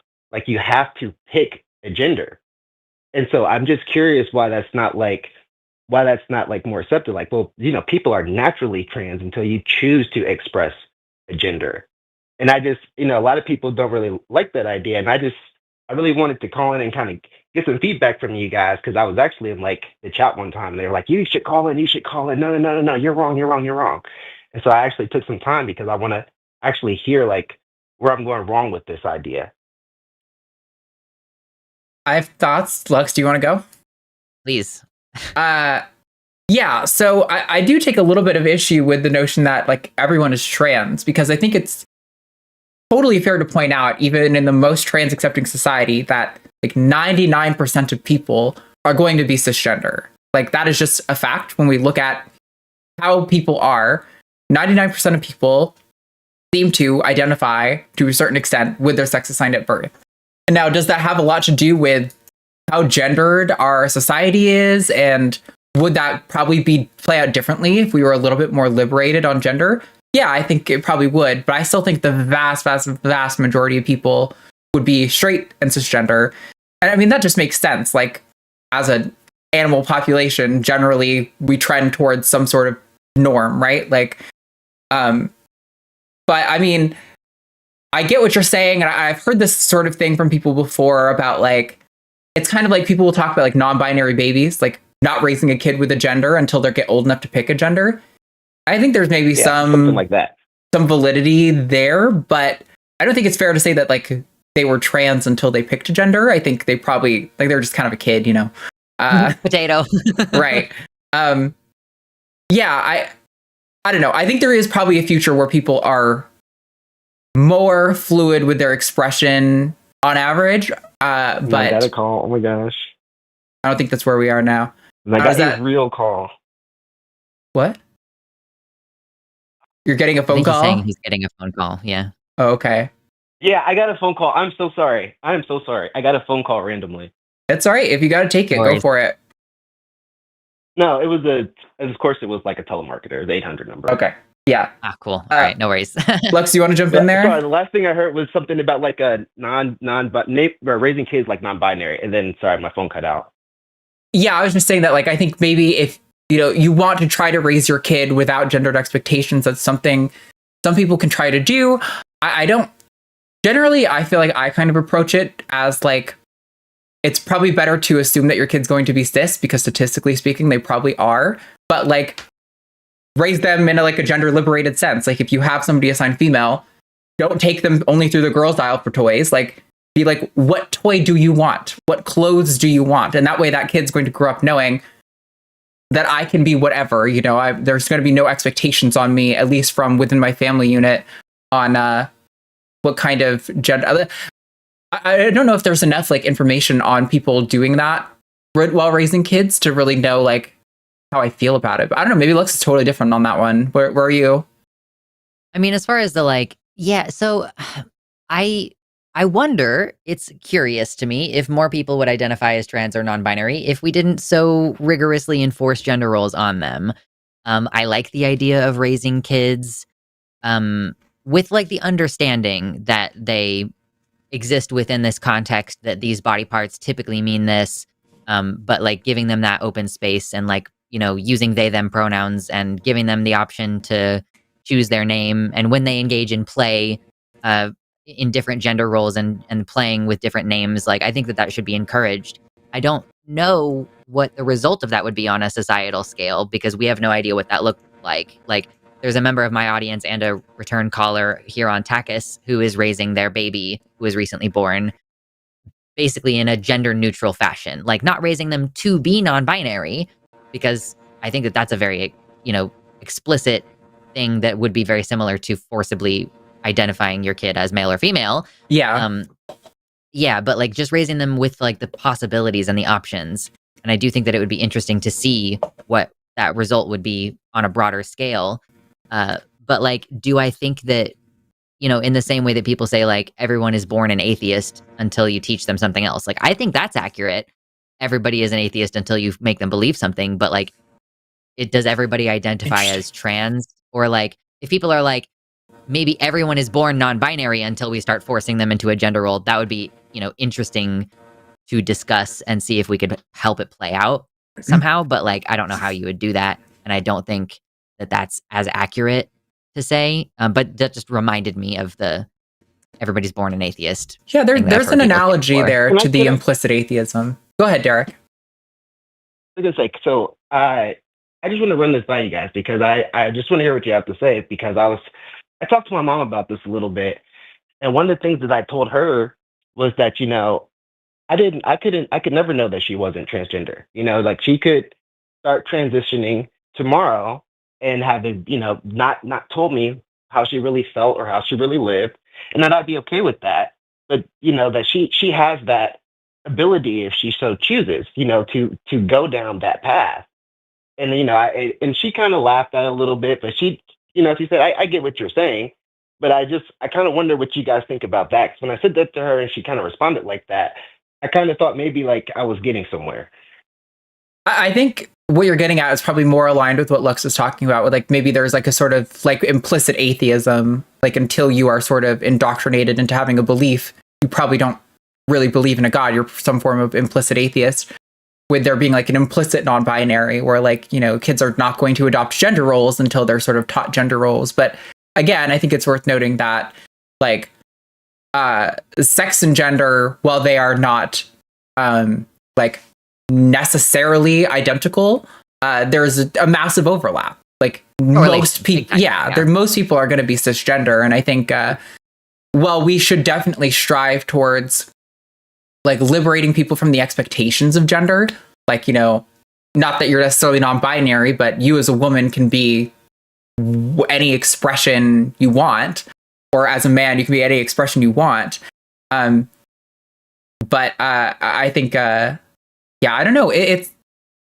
I feel similar to, I think Lux really hit it on the point when it was saying the whole, like, it feels like forcing a kid to be cis when you're saying like, I'm going to raise you with like a non-binary identity. That's very different from like, I'm going to raise you and just kind of like let you turn out however you want. But I think you're kind of in the right ballpark of that. But yeah, it's maybe just a little, I don't know how to articulate what I'm saying. Go ahead. Can I bring up like one, maybe like, and I promise I'm not trying to be like super like spicy or anything, but I do have like another thing I want to hear you guys' like opinion on that I've been thinking about, whether it's like really wrong or not. But I hear people, because I really got attuned to this conversation. I've been listening. I try to talk to people, and they say things like like reassignment surgery is wrong, but I have this. And I looked it up a little bit. Like I know that there's this thing where you can be born with like congenital disease, and so you can have a sex assignment. And so what's wrong in saying that they got that part of it all wrong, and that later in life I am just being who I really was supposed to be if nobody would have interfered at birth. Yeah, I mean, going into the that's like you're talking about intersex people, right? For supporting trans people. Are you talking about like if someone is surgically? I didn't mean to talk at you. That's okay. There's a little bit of a delay. Yeah, like if they're reassigned at birth, like if they're born with the congenital disease and they get sex assignment surgery. Like intersex surgery at birth. This sounds like a David Raymer kind of situation. I don't know who that is, but I do want to learn. I think that this was a person that like something went wrong with their circumcision and they lost a lot of the penis, and then they just decided they were going to raise them as a girl, but then they had a persistent sense of gender identity and they wanted to identify as a man when they grew up. Right. Yeah. The person who performed the sex. You're bringing that up as like an exception, not like a normal thing. And I don't know. I'm asking that kind of genuinely. I think what that case shows to me is that gender identity is probably something innate, that like, because most people are cis, you can't have a kid just born, sex change it, and then teach the kid to be a girl. I don't think that's how that works. I think gender identity is, to a certain extent, innate to who we are. And for most people, that's going to align with your sex assigned at birth. But that, for some people, that is something that is not going to line up. But like, I think you also can see this in that, like, if gender identity was purely something social that was taught, I think conversion therapy would probably work, because, or it would work to a certain extent. But what we see with conversion therapy is that not only does it not work, all you really accomplish is making a person have a trauma response associated with feelings about their gender. Like, it doesn't accomplish anything to make them stop being trans. I think it's also in, like, you can kind of draw this out of like twin studies. Like, we see increased rates of trans identity amongst twins. So it's hard to say it is purely social or purely innate and biological. I think there is a confluence of things happening here, but I think it's definitely a mistake to say that gender is like entirely socialized. Okay. Well, thanks. I just kind of, I really had those thoughts, and it was eating at me because I wasn't really getting like how someone could think that maybe I was off track or I didn't know what I was talking about. But I get that there's more out there that I probably should be considering. Yeah. I mean, I think you're onto something. I think definitely, like, raising kids with a little bit more liberation in their gender expression is probably a noble approach. But yeah, I definitely would reject the purely socialized, like, kind of theory behind gender. But thanks for calling, Derek. I appreciate it. And if you listen back and you're like, oh, I didn't communicate this, or they were totally wrong on this, call us back and let us know. We'd love to hear from you again. Absolutely. Thank you guys so much. Thanks. Have a good day. Alrighty. And that concludes the caller portion of today's show. We did it. We survived. Woo! Yay. Matt, if you are watching, I know you're potentially restreaming on Twitch. Could you check our messages? I would love my brace if you can get it. My wrist is killing me. Oh, is it your mouse hand?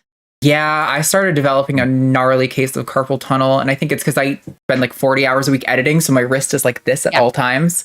Yeah. I've started playing WoW again recently, and it's my left hand. That's my like move and do all my skills hand. And it's like, I need one of those things that you can ergonomically like tilt your hand sideways.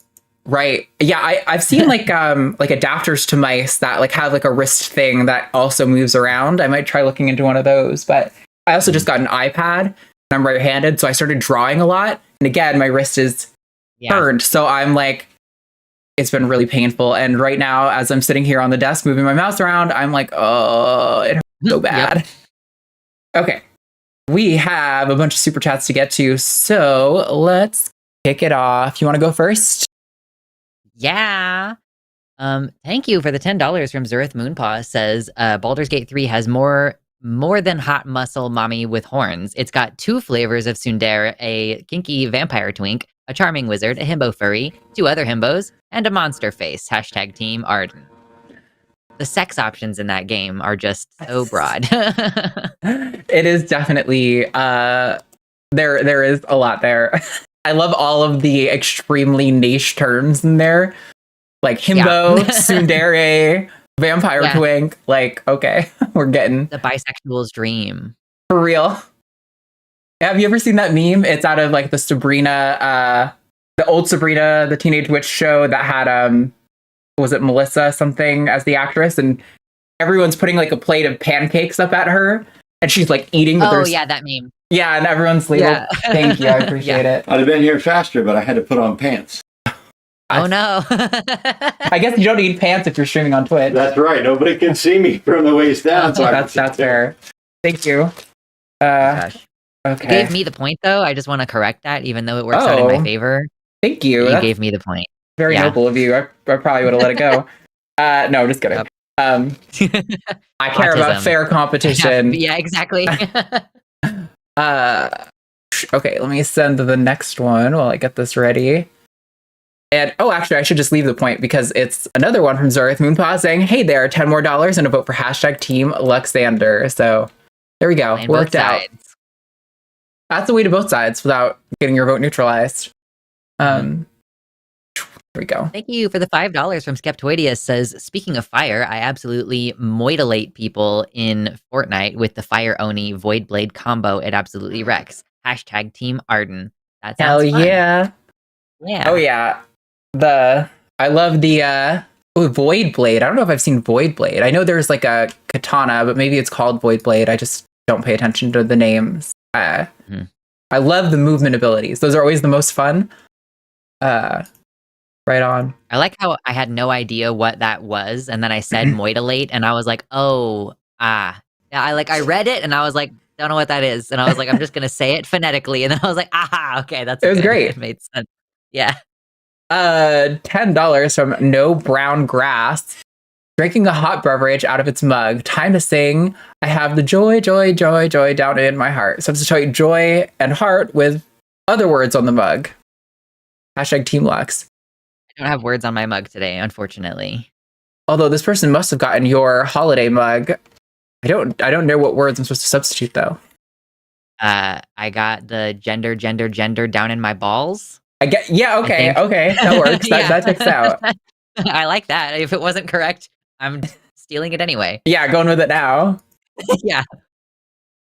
$4.99 from Rainbow Wolf. Thank you. It says, be sure to back up Wikipedia articles.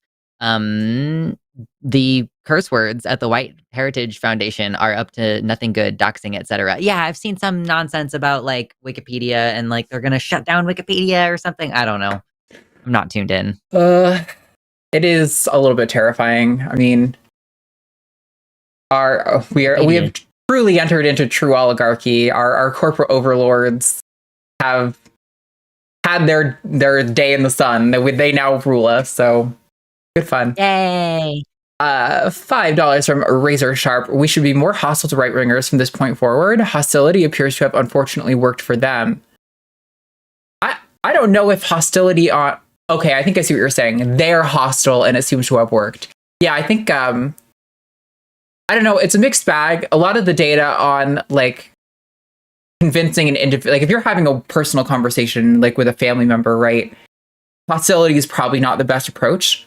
We sometimes get hostile on this show because I'm not necessarily trying to convince the caller that I'm speaking to. And it can be really effective as a net positive when you're converting people who are like watching or something, right?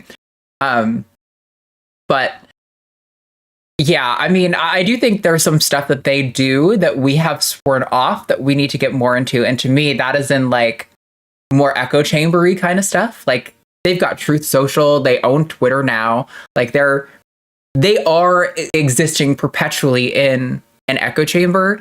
And I think we try to like not do that. I mean, that's kind of part of why the show exists, right? Like I'm talking to people who have different ideas than I do about something that's integral to my life. But I think it's okay to foster a bit of an echo chamber because I think it's going to be more efficient at getting ideas out. I don't know if you have any thoughts on that. I mean, yeah, I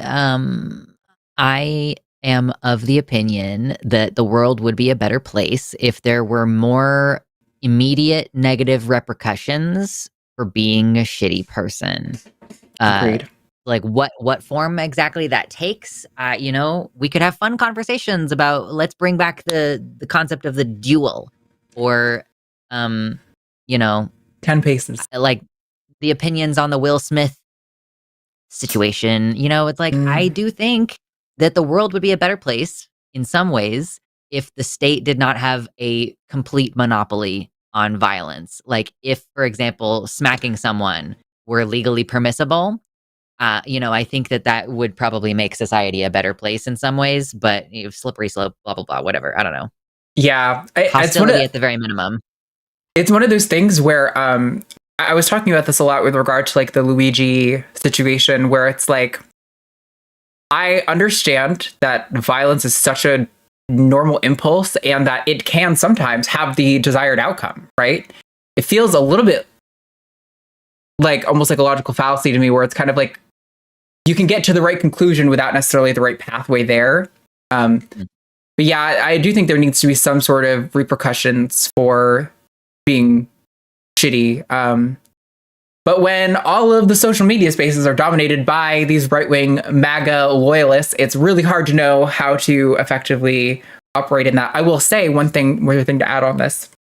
We can never have enough people on the left talking about left-leaning ideas. Like, I know a lot of people will be like, oh, I don't want to like do like my own YouTube thing because somebody else does it better than me and whatever. No, like, do it. Like, we can never have enough.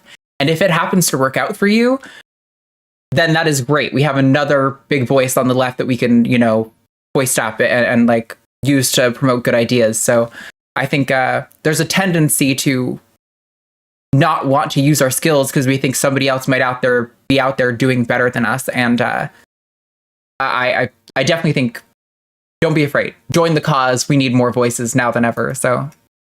Good. $10 from Skeptalk. Thank you. Says, a reason to become a patron. How about there's a really cool contest happening right now and an announcement is coming soon. This message brought to you in part by #Team Lux Industries. I like that. Team Lux Industries, to announce the Patreon thing. I don't know if you heard about this, Lex. I've been getting the emails, but I haven't read them. Okay. I don't have it up, so I'm not going to be able to put a graphic on the screen. Let me find... Sorry, everybody. I'm like derailing so hard in mid-show because this is supposed to be what I was supposed to do today, and I didn't do it because I suck. Okay, there's a competition over on the Line's Patreon, and you don't have to pay money to join the Patreon. There is a free tier, and everyone on the Patreon gets to participate. We are building up steam towards a big announcement, and we're kind of doing like it's not Hangman, it's like where like one word a day is popping into the phrase. The first person who guesses the full phrase correctly gets a $50 gift certificate to linemerch.com. There's only one guess allowed per post, and there's only one post per day. So if you think you got it, but you have like one word wrong, don't start spamming guesses. You will be disqualified. The first person to guess it correctly wins. And so there should be 3 words out today. I don't remember what the third word on the thing was. So I apologize. I don't have that graphic prepared. And there's something else I was supposed to announce that I forgot about, but I'm going to do that at the end. So stick around. I'll have a nice little announcement to cap off the show with. Yeah. All right. We have $5 from Larry Fishman. Somehow Katie returned to YouTube. #Team Arden. Yeah.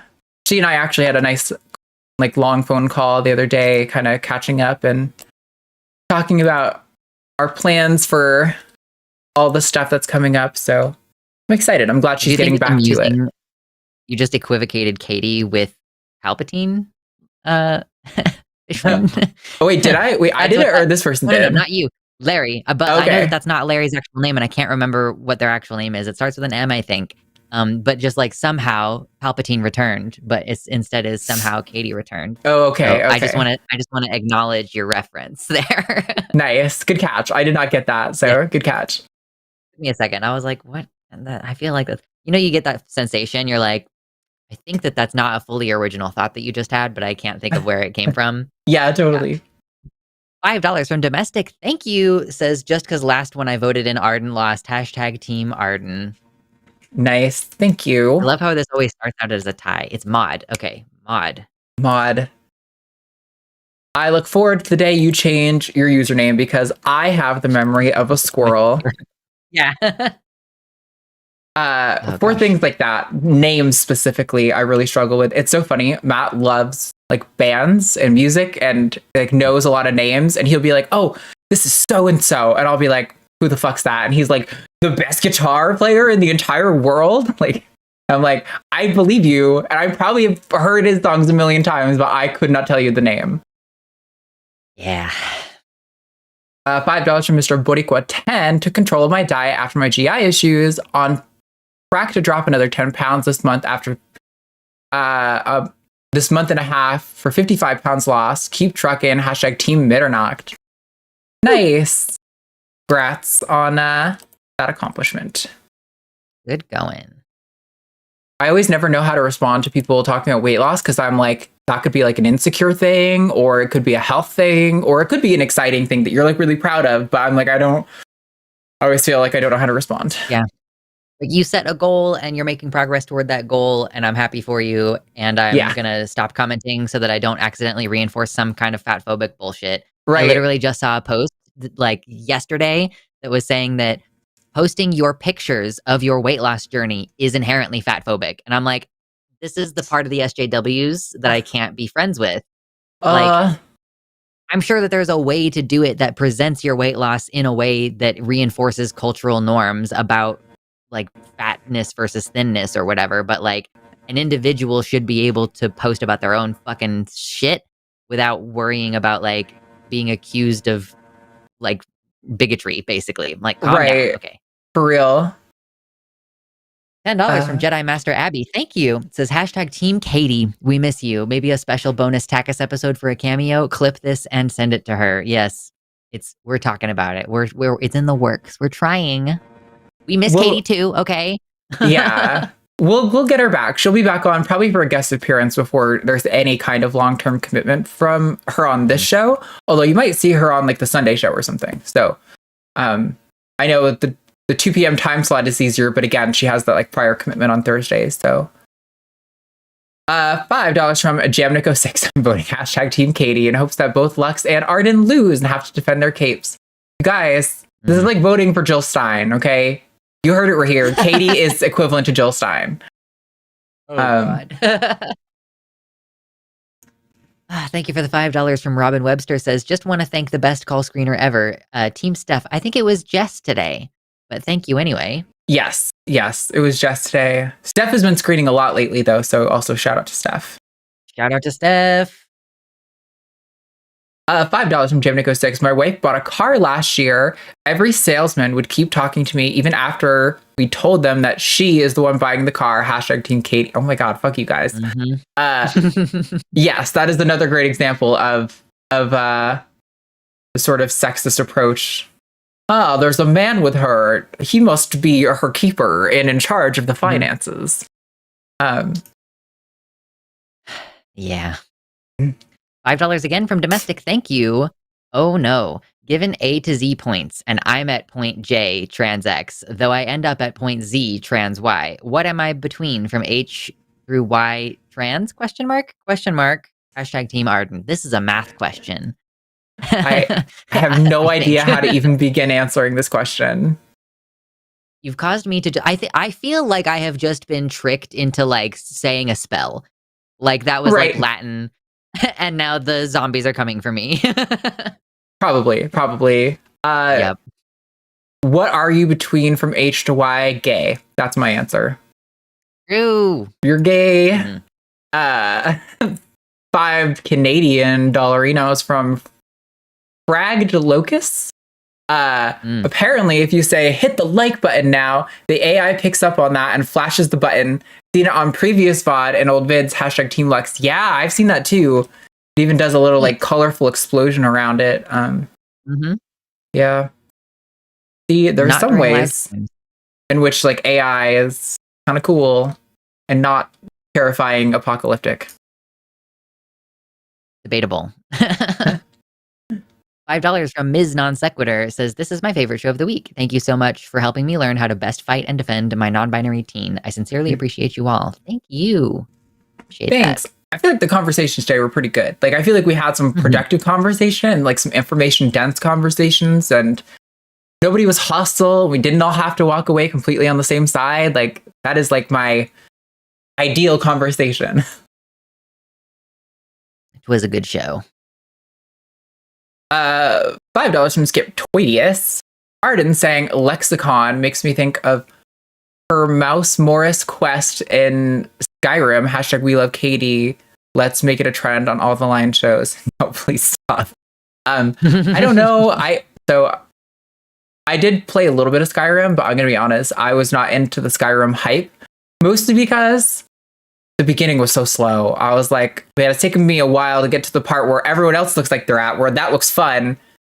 But after playing for so long, I'm still not there. And it's like, I can't. My attention span is only so thin. You have to grab me. I think that's why I like competitive games that I can like hop in and get out of in like 10 minutes.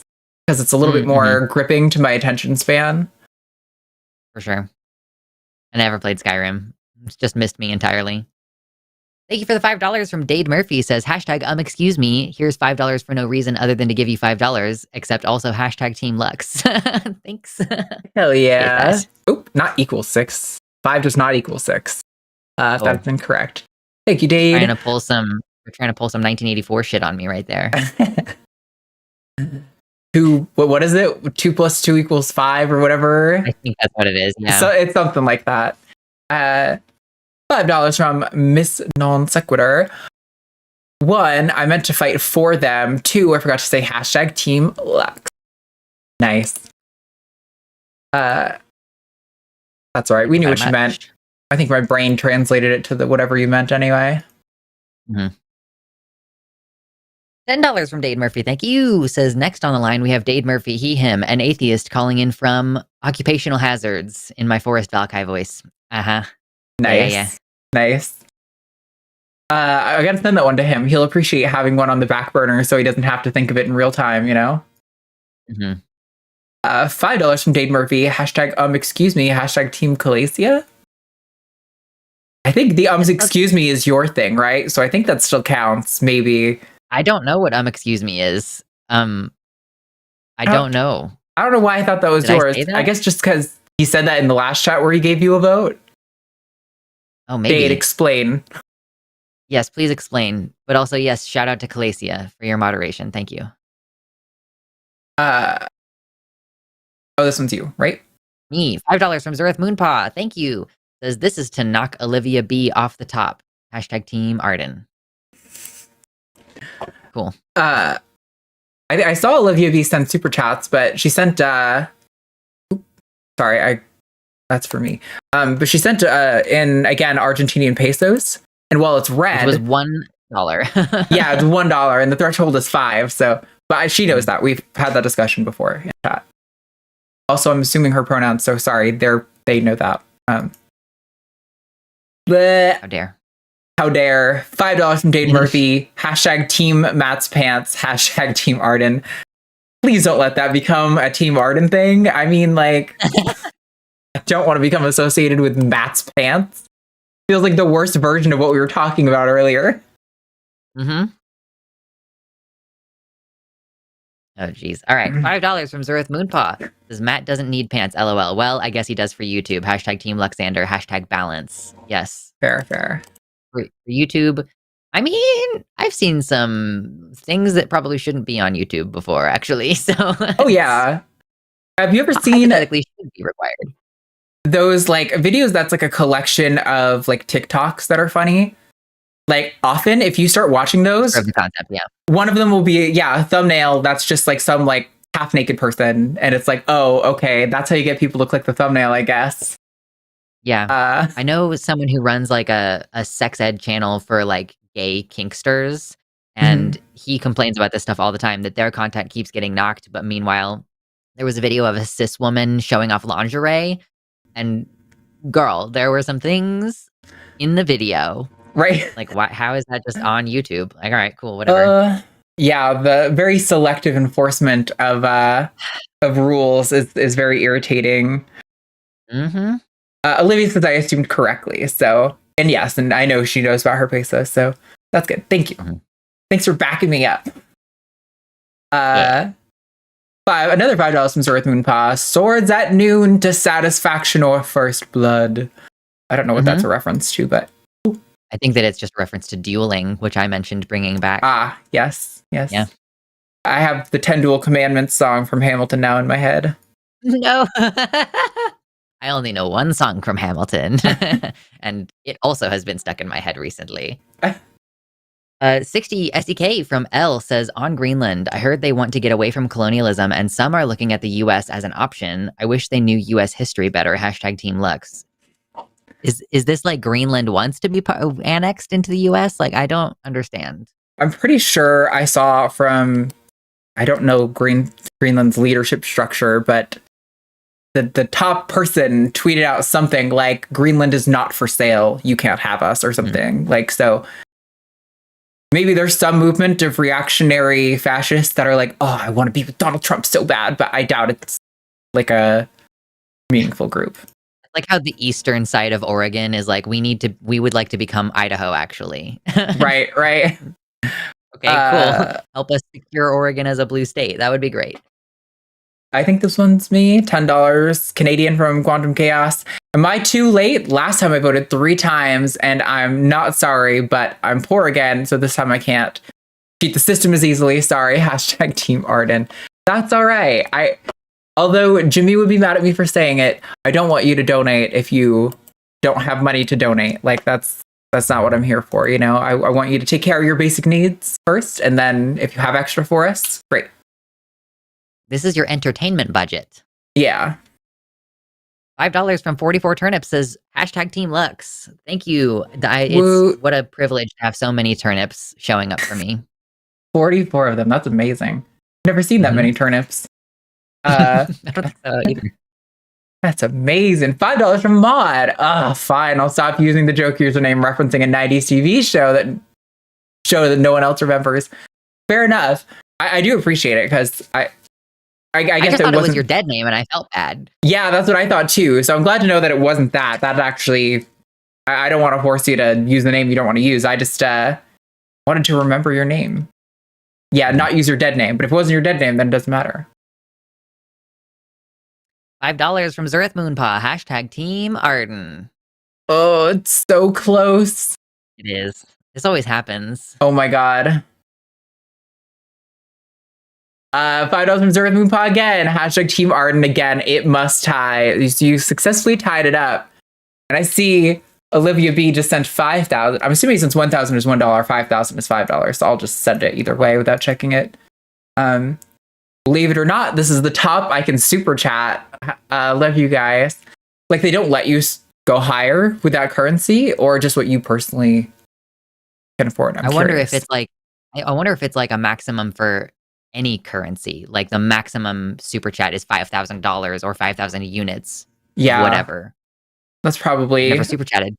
I don't know. I think I've seen a super of 500, but I don't know if I've ever seen one higher. So I wonder if that's the cap. And I know 200 is usually red, so it's probably the similar thing. But well, I guess we're just gonna have to like sit here for a minute until so let's see, it's 42. We'll go to 45. We'll vamp, and that'll be the end. Skeptoidius. Yeah, we just got one from Skeptoidius. # Team Arden. Narrow lead.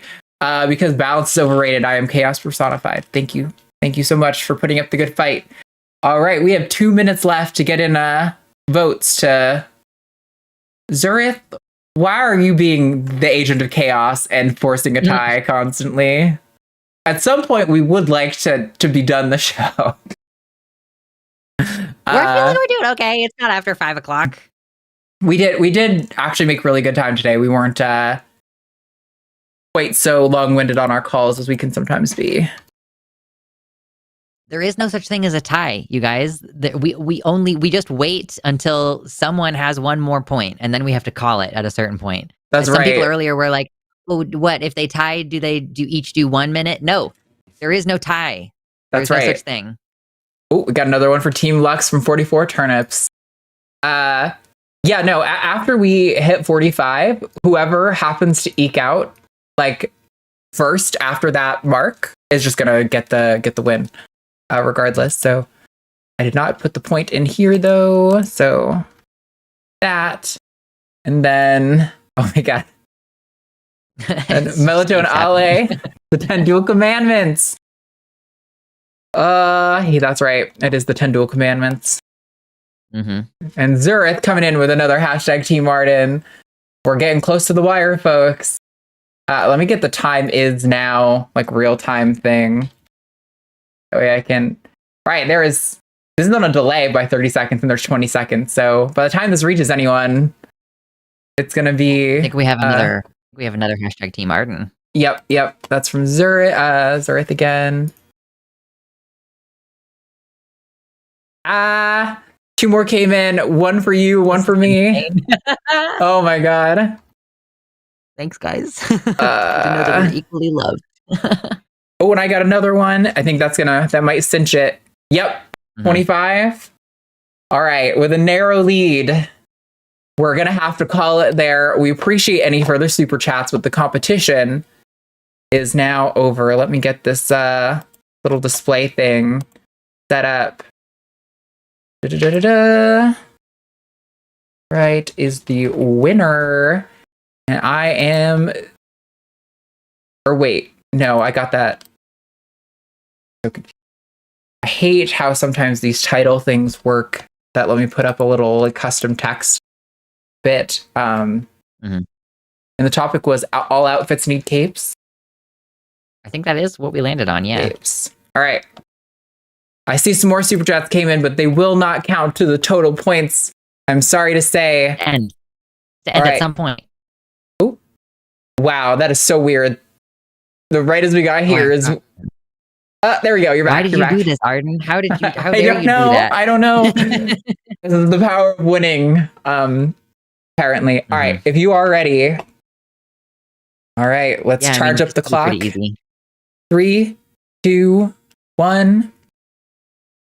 Okay, listen. Edna mode. You can just leave that at the door, okay? Everybody who's like, no capes, okay, whatever. I'm not here for it. I'm not listening. No. I'm not listening. So here's the thing: is that a cape is something that it's like a style thing in terms of like you can use it to increase the color variation on your outfit. You can maybe have like a simple outfit, but then the hot fancy design is on the cape, okay? And there are so many different options too as far as your silhouette goes. Because like, okay, does your cape like connect at the neck? Like that's gonna choke you out. It's not gonna be good. If you have a cape that is also part of a mantle, then okay, girl, you've got the shoulders, okay? Now you're like dust in the shoulders, who knows? And like you could have a full length cape, like a whole fucking Rhaenyra Targaryen moment going on here. The regal, okay? Additionally, you can use the cape as a drape over the front of you to help, cover your chest if you're a person who hasn't had top surgery and you want it. Yeah. Also, don't look at my titties, just generally speaking, very useful, okay? Or you could have a short capelet, that is just more for like, it's still style points, but the regality increases the longer the cape is. Like if it's dragging along the floor, that's why the wedding veil drapes along the floor, okay? Capes, you can use a cape to like, grab the opponent's weapon. If you don't have a shield in your offhand, you can use a cape to like as a defensive maneuver. You can swish it around when you leave rooms dramatically. Like there's so many things here. I could mine this for hours. I only have 2 minutes. Yeah, exactly. Like with your little, Nosferatu thing going on. Also keeps you warm, and, so many different options for styling. I considered making a cape out of individual crocheted maple leaves, and then that turned out to be way too much work. But you could do it. And now I'm done. That's fair. Honestly, I'm convinced. I love Tevi B said moss cape from using moss. Hell yes. Moss cape sounds so badass. People do make like moss blankets. They get like a bunch of different kinds of yarn and like stitch them together in like a sort of haphazard manner. And I've definitely considered, making the backdrop. I could have a big moss blanket backdrop. I love that. Maybe. Very cool. I honestly, I love the notion of whenever I've had a cape on for like a costume or Halloween or whatever it is, I've always enjoyed the like, I am leaving the room now moment. Yeah. It is so satisfying. Yeah. Okay, so I do have to make one announcement before we wrap up the show, and not to bring down the mood, but if you don't know, the entirety of California is on fire right now. Southern California, not the entirety. There are some massive fires, some of the like most damaging fires they've had in a very, very long time. And the Atheists United office is in Los Angeles, California, and they are offering their office as a shelter for people who are escaping the fire. So I'm just going to put up these graphics while I talk about it. You can see the address there. It's 2535 West Temple Street, Los Angeles, California. The number is 323-666-4258. So if you have a loved one that you know who is looking for a place to go and they are in that area, please let them know that you don't have to be an atheist to use these services. They are opening them to the public to help anyone. So they have free parking, a shower, water, rooms to relax. Let's see. They also are looking for donations. So if you have food or anything else like that, supplies that can help people who are going to be now suffering, they're going to be homeless due to losing their homes. Please do consider donating supplies, or if you have any cash, that is also totally welcome. They have a wildlife relief fund, and Calacia just put a link to Atheists United in the chat. So that is a link for you to, if you have any extra money, please do go consider donating, because it is pretty terrifying what's going on right now. And there's going to be a lot more of this kind of stuff going on. And, Trump has threatened to hold hostage California's fire relief funds unless they comply with his wishes. So it's pretty terrifying right now. But yes, the things people need are cash, shelter, dry food, coats, socks, underwear, deodorant, toothbrushes, shampoo, pet food, diapers, batteries, anything in that realm. There's lots of people who are in need. I know I don't know if it's the chair or the president of the Secular Student Alliance. He lost his home. He posted a video, and it was honestly disturbing to see how fast he said it went up. His home was completely hollowed out. There's little bits of the frame left and just flames bursting out from the top and all sides. It is... some of the images have been to me a disturbing sort of representation of what America is going through right now. The bustling city lights and the flames just engulfing the entirety of Northern LA. It is really scary. So definitely help out if you can. And if you know anyone in that area, send them to the Atheists United. But yeah. Anyway, sorry to bring down the mood, but it is an important topic and there are a lot of people in need. So thank you guys for being with us. We will be back next week with another episode of Transatlantic. And I don't know who's going to be there yet, but you know what? Neither do you. And that's the fun of it. It's a mystery.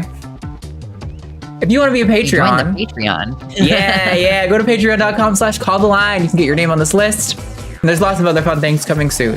Thank you guys so much for supporting, and we will see you all next week. Bye.